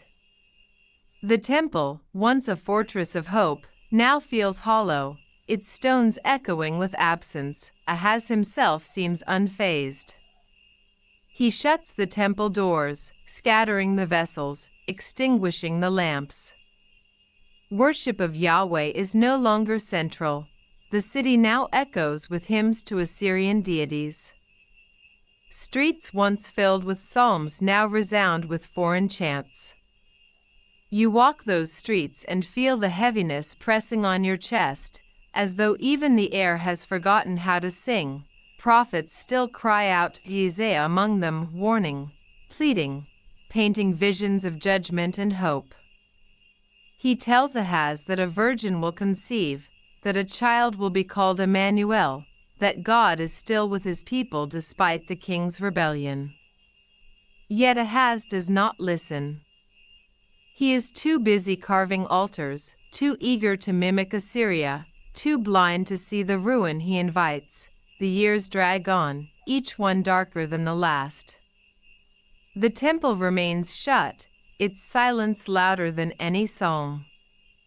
Children grow up never hearing priests chant, never watching sacrifices rise. Forbidden gods reign openly, their festivals louder, their rituals bolder. It feels like Judah has forgotten who it is. When Ahaz finally dies, the people do not honor him with a burial among the kings. His body is set aside, denied the dignity given even to flawed rulers before him. His name lingers as a byword for corruption, his memory a scar on Judah's history. You stand by the closed temple gates, their bronze darkened by neglect, cobwebs thick in the corners. Dust swirls in the wind, carrying the faint scent of ash from Molech's fires. You whisper, how low can Judah sink? The silence that follows is heavier than stone, as if the land itself grieves, yet deep in your chest, you sense the story isn't done. Because after nights this dark, dawn often follows. And though Ahaz left Judah cracked and humiliated, the covenant still hums, waiting for someone to hear it again. The night lifts slowly, and into the dim horizon comes Hezekiah, son of Ahaz. From the first days of his reign, you can feel the difference, like someone flinging open the windows of a long-shut house, letting fresh air chase out the stench of smoke. Hezekiah does not toy with half measures. He does not whisper timid prayers while bowing to idols on the side. No, he swings wide the temple gates his father sealed shut, sweeps away cobwebs thick with years of neglect, and calls the priests and Levites to gather. His voice rings in the courtyard, sanctify yourselves. Sanctify the house of the Lord. Our fathers have been unfaithful, but today we begin again. The people watch, stunned. They had grown used to darkened lamps and silent altars. Now flames leap again, smoke curls upward, psalms echo against the stones. The temple feels alive, as though the building itself has sighed with relief. Here's a historical fact. Hezekiah's reign is one of the best attested in the Bible and beyond. The Assyrian king Sennacherib left inscriptions boasting of his campaign against Judah, even carving reliefs of the siege of Lachish on palace walls in Nineveh. Judah under Hezekiah was no forgotten backwater. It stood toe-to-toe with the empire of its age. And here's your quirky tidbit. Some traditions claim that Hezekiah invented a kind of primitive postal system. Couriers ran with letters and proclamations during his reforms, carrying invitations to celebrate Passover. Imagine exhausted messengers arriving in far-off villages, gasping for water, then blurting, by order of the king, "Party at Jerusalem." Historians still argue whether Hezekiah's reforms were purely religious zeal or also shrewd politics. Was cleansing the temple and smashing idols a way of unifying Judah under one cult, centralizing power around Jerusalem? Or was it purely piety? The line is blurry, as it often is. You watch the reforms roll across the land. High places are torn down, sacred stones shattered, Asherah poles hacked to splinters. Even the bronze serpent Moses once made, preserved for centuries, is destroyed because people had begun to worship it. Hezekiah refuses to let even a relic stand between Judah and their God. The climax comes with the great Passover celebration. Couriers race through Judah and even into the northern kingdom, inviting everyone to Jerusalem. Some mock, but others come, remnants from Ephraim, Manasseh, and Issachar. They stream into the city, bringing lambs and unleavened bread. For days, the temple courts overflow with singing, laughter, tears of repentance. You stand among them, swept into the joy. After years of silence, the city pulses with life again. But Hezekiah's story isn't only about worship, it's also about war. Assyria looms, vast and merciless. When Sennacherib marches west, nations crumble like clay pots under a hammer. Hezekiah fortifies Jerusalem, digs the famous water tunnel to secure the city's supply, and prepares for siege. You can hear the pickaxes echo underground, workers sweating in darkness to carve a lifeline from the Gihon spring to the pool of Siloam. The Assyrians arrive, encircling Jerusalem like a ring of iron. Their commander, the Rabshakeh, stands at the walls and shouts in Hebrew so everyone can understand. Do not let Hezekiah deceive you. Do not let him make you trust in Yahweh, saying he will deliver you. Has any god of the nations delivered his land from the king of Assyria?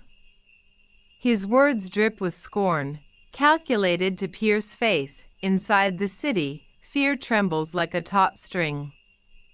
People whisper, children cry, food supplies tighten. Hezekiah tears his robes, sends messengers to Isaiah the prophet, and prays in the temple. His prayer is not long, not dramatic. It is desperate, raw. O Lord, the God of Israel, incline your ear, open your eyes, and see. Deliver us, that all kingdoms may know you alone are God. And in the night, deliverance comes. An angel sweeps through the Assyrian camp, and by morning, thousands lie silent. Sennacherib withdraws, humiliated, never to threaten Jerusalem again. Relief floods the city like rain after drought. You stand on the wall, staring at the retreating army, and feel the pulse of Judah has been spared not by walls, not by weapons, but by the unseen hand of their God. Hezekiah's reign is not flawless. Pride creeps in when envoys from Babylon visit, and he shows them all his treasures, like a child bragging with shiny toys. Isaiah warns that one day those treasures, and even his descendants, will be carried off. The words hang heavy, but for now, the city still rejoices in peace. Near the end of his life, sickness strikes. Hezekiah lies on his bed, skin pale, breath shallow. Isaiah tells him, "Set your house in order, for you will die."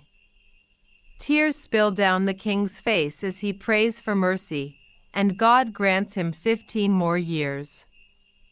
A sundial's shadow shifts backward, a cosmic sign of grace. You watch the light bend strangely, time itself seeming to pause, as if heaven leans down to listen. When Hezekiah finally dies, Jerusalem mourns deeply.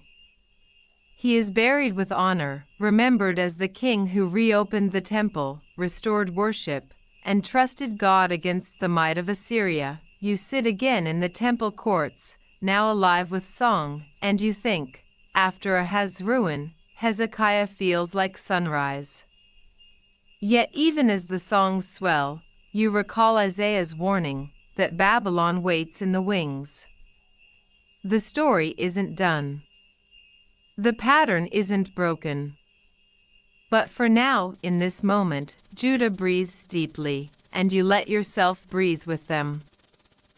The echoes of Hezekiah's psalms are still humming in the temple stones when the crown shifts to his son, Manasseh. If Hezekiah was a sunrise, Manasseh feels like an eclipse. From his first acts as king, the light dims, shadows stretch, and Judah plunges into its darkest night yet. You almost don't want to watch, but the story pulls you forward, because this is where forbidden gods don't just return, they flood the city like a tidal wave. Manasseh reigns longer than any king of Judah, 55 years, and almost every one of them drips with idolatry.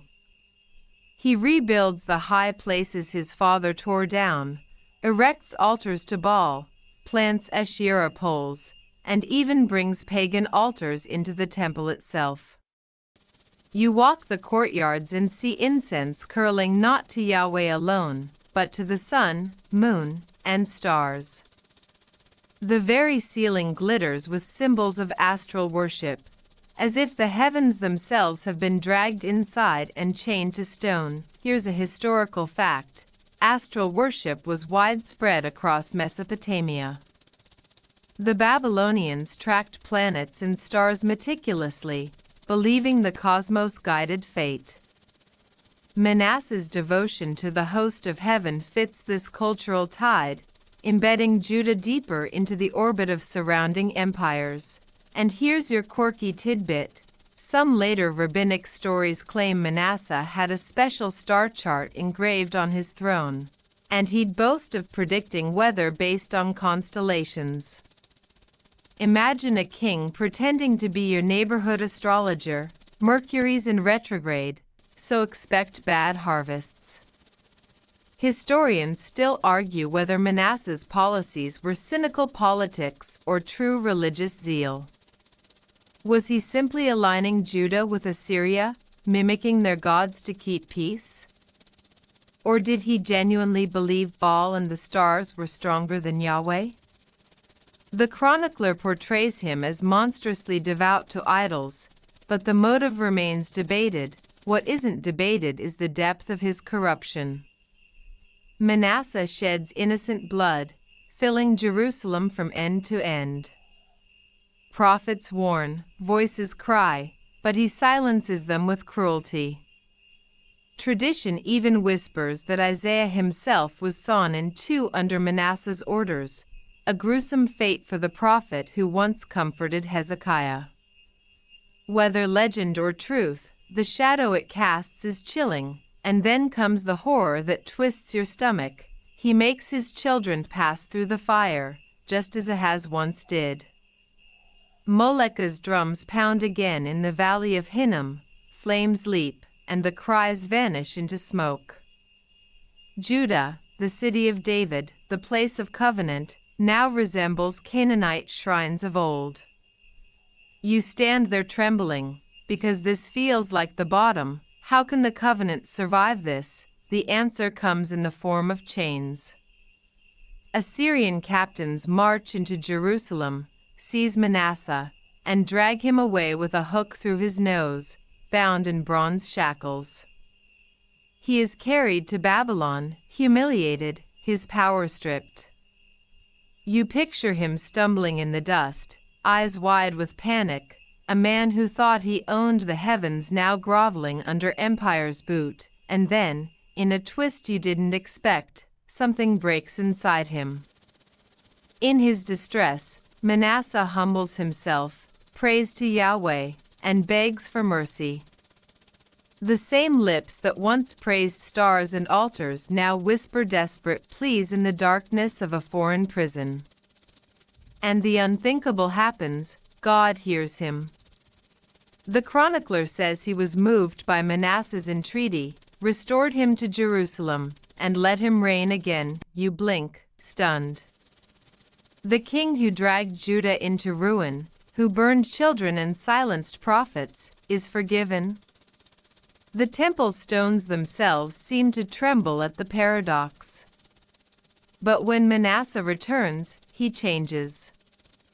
He tears down idols, restores the altar of the Lord, and commands Judah to serve Yahweh.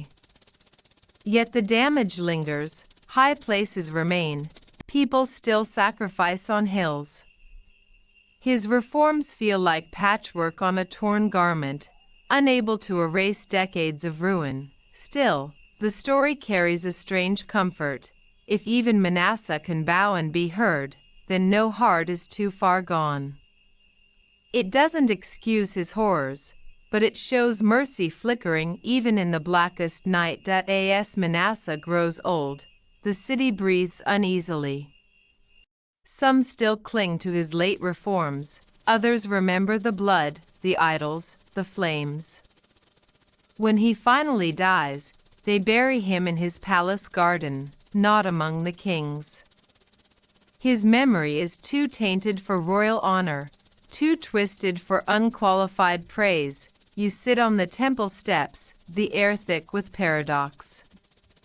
Manasseh's reign is both the worst descent and a strange beacon of mercy. You whisper into the night, how can one life hold such ruin and such grace? The stars above glitter coldly, as if mocking his devotion to them. Yet somewhere beyond those stars, you hope the God who heard his prayer still listens, still waits. The temple around you bears scars, stones blackened, altars cracked, memories heavy. Judah has survived another storm, but the cycle deepens, the spiral tightens. And you can't shake the sense that the story is rushing towards something final, something that will break more than kings. The dust of Manasseh's long shadow barely settles before his son Amon takes the throne. You might hope for a fresh start, a second chance after 55 years of turbulence.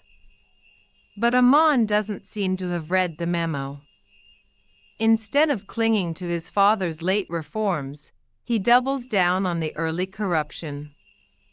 You watch with a sinking heart as the high places are honored again, idols are polished and paraded, incense burns to Baal, and Judah slides back into rebellion as though the brief window of repentance never happened. Amon reigns only 2 years, yet the destruction he causes feels concentrated, like a firecracker compared to Manasseh's slow-burning bonfire.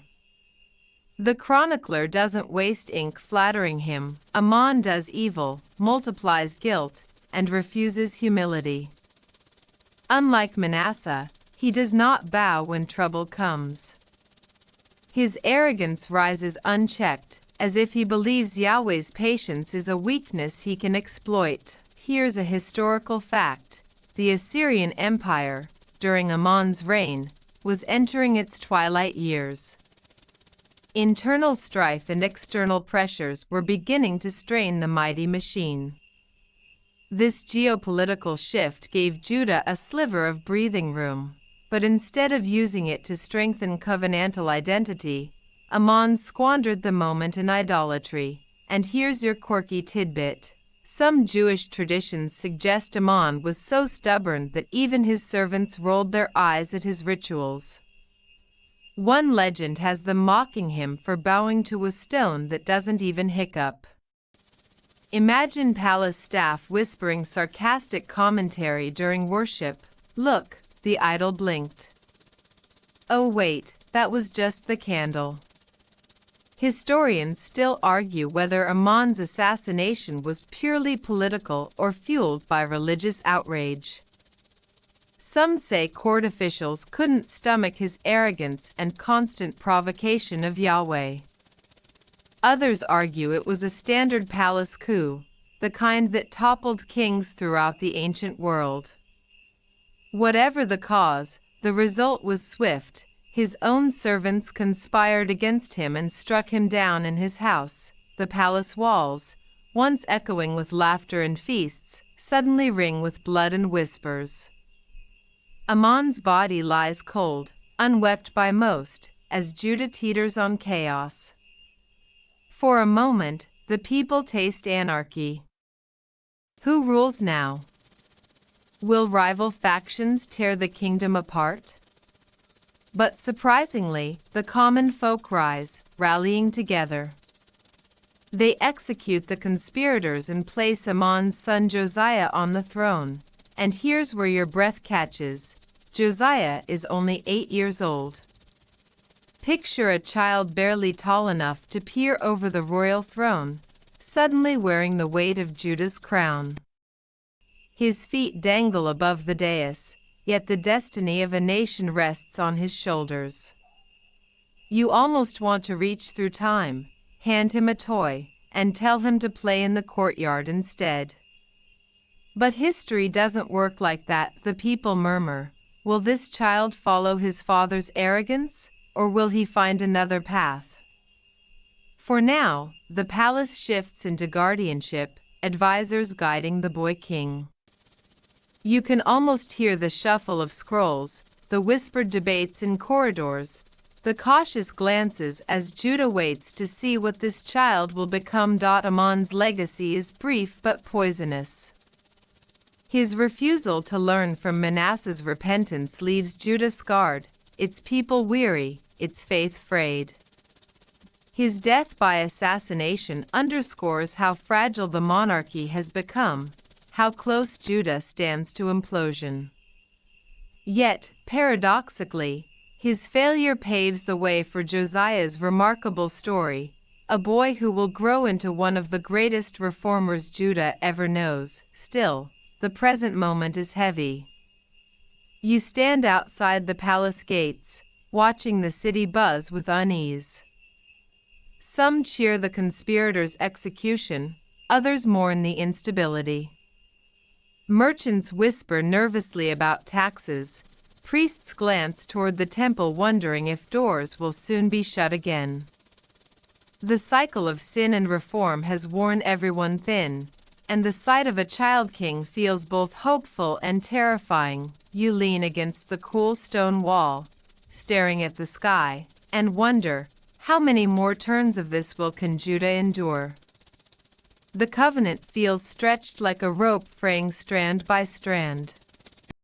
Amon's reign was short, but its memory lingers like smoke after a fire, bitter and choking, and yet, in that smoke, a spark glows.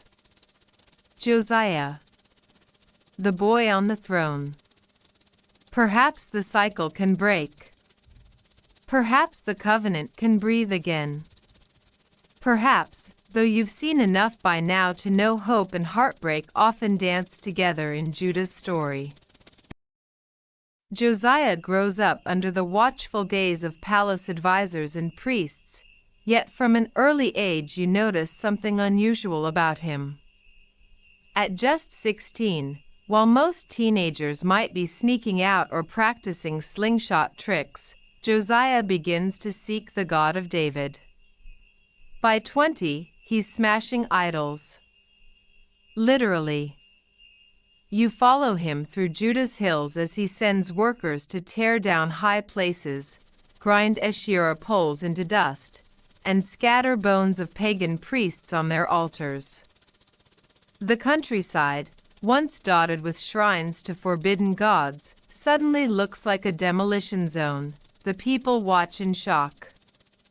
They've grown used to compromise, Ahaz's altars, Manasseh's star worship, Amon's arrogance. Now comes this young king with a zeal that feels almost reckless. But reckless or not, it's effective. Baal's altars crack, incense shrines crumble, and the land begins to remember Yahweh again. Here's a historical fact. Josiah's reforms line up with the weakening of Assyria, which had dominated the region for decades.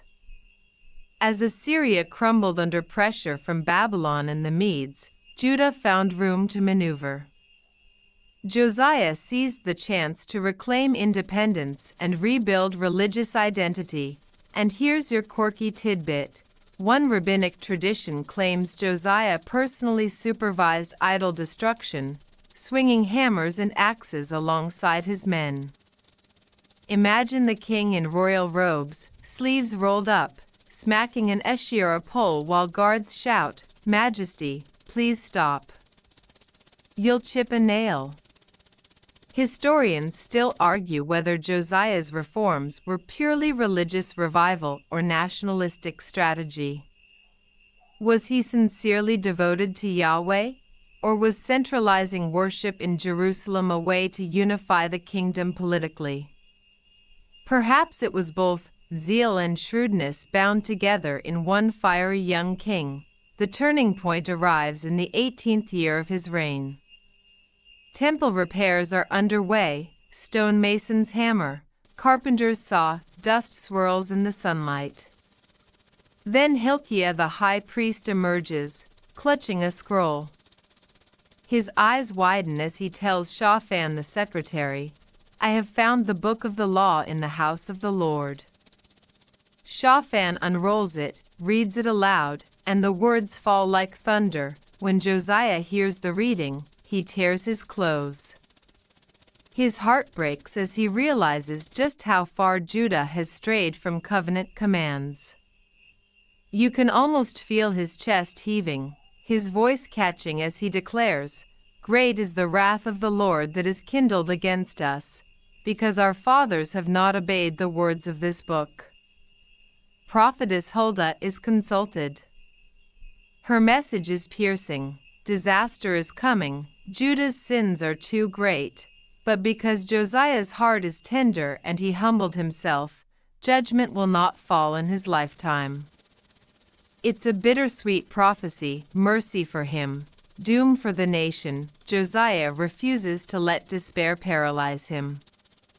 Instead, he summons the elders and all the people to the temple. There, in a packed assembly, he reads the book aloud. The crowd listens, stunned, as covenant words fill the air again. Then Josiah makes a covenant before the Lord, to follow him with all his heart and soul, and the people pledge with him. The reforms intensify. Josiah cleanses the land not just of idols but of mediums, necromancers, household gods, and every abomination. He reinstitutes the Passover with grandeur unseen since the days of Samuel. Lambs are slaughtered, priests officiate, singers chant psalms, and Jerusalem vibrates with joy. You close your eyes, listening to the music, almost feeling like the nation has been reborn. Here's the sad twist. Despite Josiah's fire, the people's hearts are not truly changed. Many comply outwardly, but old habits cling. Forbidden gods linger in secret, tucked away in homes and whispered in shadows. You sense the reforms are like sweeping a dirty floor while dust still swirls in the air. The covenant has returned in ritual, but not yet in marrow. Still, Josiah shines. In the eyes of the chronicler, no king before or after turned to the Lord with such full devotion. For a fleeting moment, Judah seems alive again, its temple vibrant, its festivals joyful, its land cleansed of idols. You almost let yourself believe the cycle has broken, but the world beyond Judah churns. Egypt stirs, Babylon rises, Assyria staggers. Nations clash like giants, and Josiah, bold as ever, steps into the fray. He rides out to confront Pharaoh Necho at Megiddo, ignoring warnings. Arrows fly, iron clashes, and the young reformer king falls. His body is carried back to Jerusalem, mourned with tears and laments. The city wails, prophets weep, and you stand among the mourners, numb. How could a reign so fiery end so abruptly? How could a king so devoted be cut down in his prime? The covenant feels fragile again, the future uncertain. And though Josiah's memory glows bright, the shadows gather quickly behind him. You leave the funeral procession with heavy steps, knowing the story is sliding toward collapse.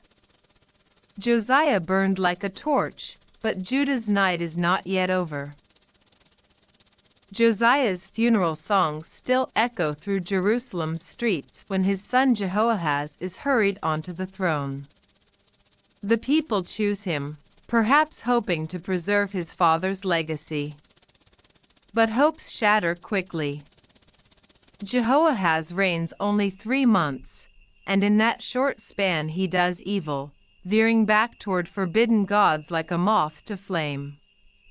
You can almost hear the collective groan of Judah. After decades of idol smashing and scroll reading, how could the son of Josiah turn so quickly? Egypt doesn't give him a chance to grow.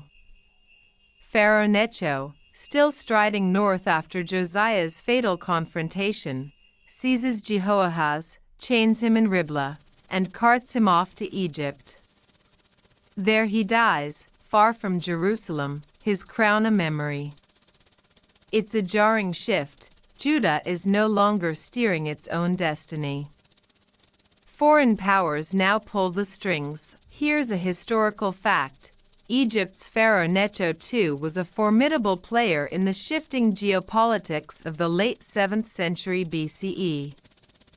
His campaign against Babylon at Carchemish shaped the balance of power, and Judah was caught in the middle.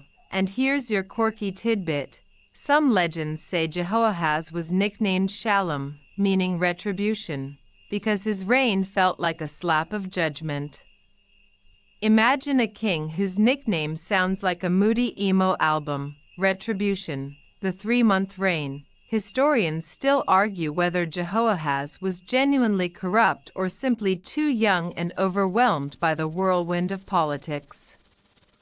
Was his evil merely half-hearted idol worship, or did the chronicler amplify his flaws to highlight Josiah's contrast? Either way, his reign vanishes like smoke. Pharaoh installs Jehoiakim, Josiah's other son, as king. And if you thought Judah's roller coaster might steady, think again. Jehoiakim becomes a byword for arrogance and injustice. He taxes the land heavily to pay tribute to Egypt, squeezing peasants until their pockets are dry. He rebuilds palaces with forced labor, ignoring cries of the poor. Prophets like Jeremiah confront him, but Jehoiakim sneers, slashes scrolls with knives, and tosses the pieces into fire. You watch the flames devour holy words, and your stomach twists. Here's where the forbidden gods return in force. High places rise again, incense fills hillsides, idols creep back into homes. Josiah's reforms crumble like sandcastles under the tide. The covenant feels like an echo, drowned beneath political games and foreign alliances. Jehoiakim aligns with Egypt, then Babylon, then back again, trying to survive by playing empires against each other. But the more he wriggles, the tighter the noose draws. Nebuchadnezzar of Babylon marches west, his armies crushing Carchemish, toppling Egypt's ambitions, and storming into Judah. Jehoiakim bows, pays tribute, then rebels. Babylon's wrath descends. Jerusalem's gates tremble, smoke rises from villages, and captives are dragged east in chains. Among them are bright young exiles, Daniel, Hananiah, Mishael, Azariah, names that will echo later in foreign courts. You watch them trudge the long road to Babylon, eyes wide with fear, hearts heavy with loss. Jehoiakim dies before Babylon's fury is fully unleashed, his body cast out, unburied, like a carcass. The people whisper curses on his name.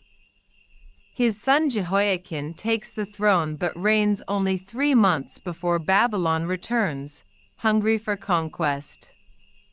The city crumbles under siege, treasures are stripped from the temple, and Jehoiakim is hauled away to Babylon with thousands more captives.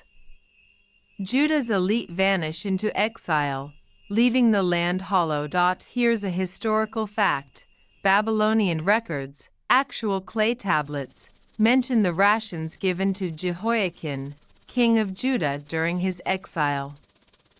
It's one of the clearest external confirmations of the Bible's narrative, etched in cuneiform centuries ago.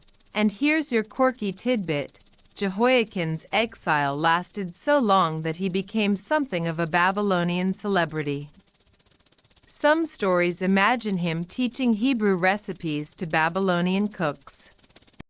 Picture a palace chef asking, "So how do you make unleavened bread taste good?"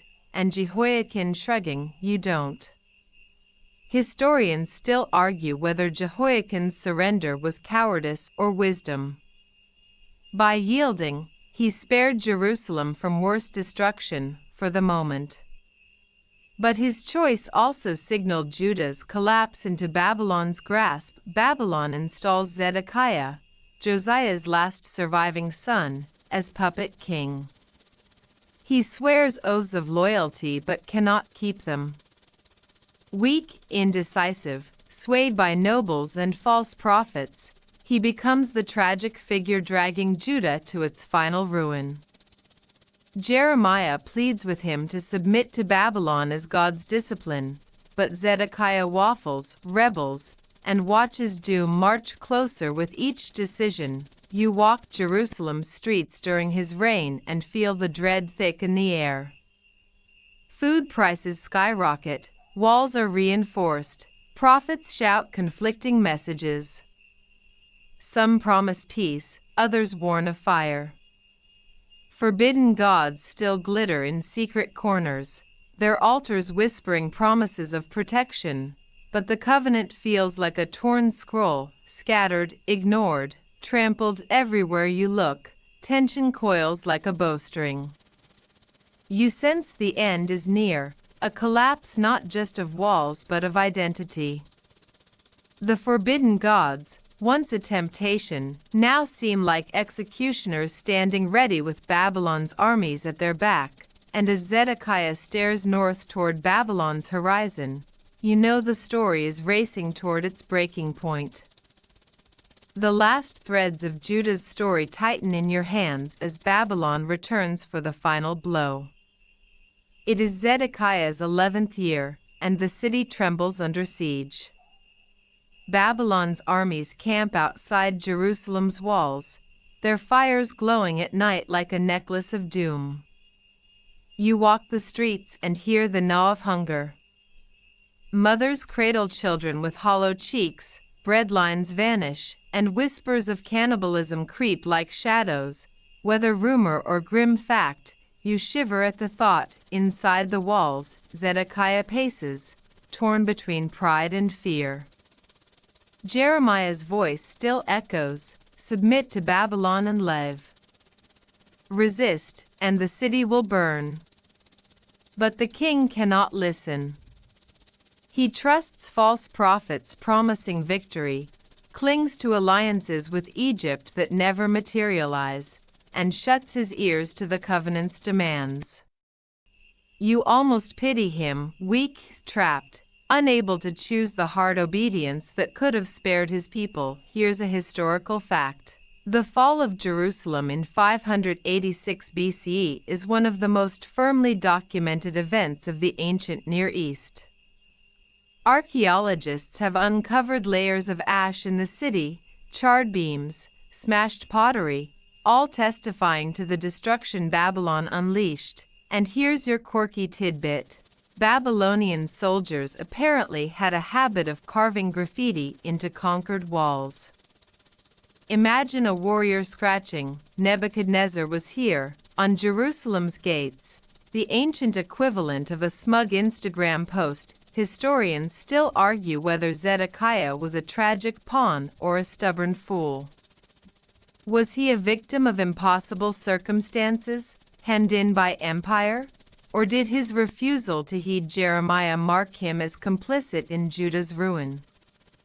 The debate lingers like smoke, but the outcome is the same. The walls crack, Babylon floods in, and the city screams.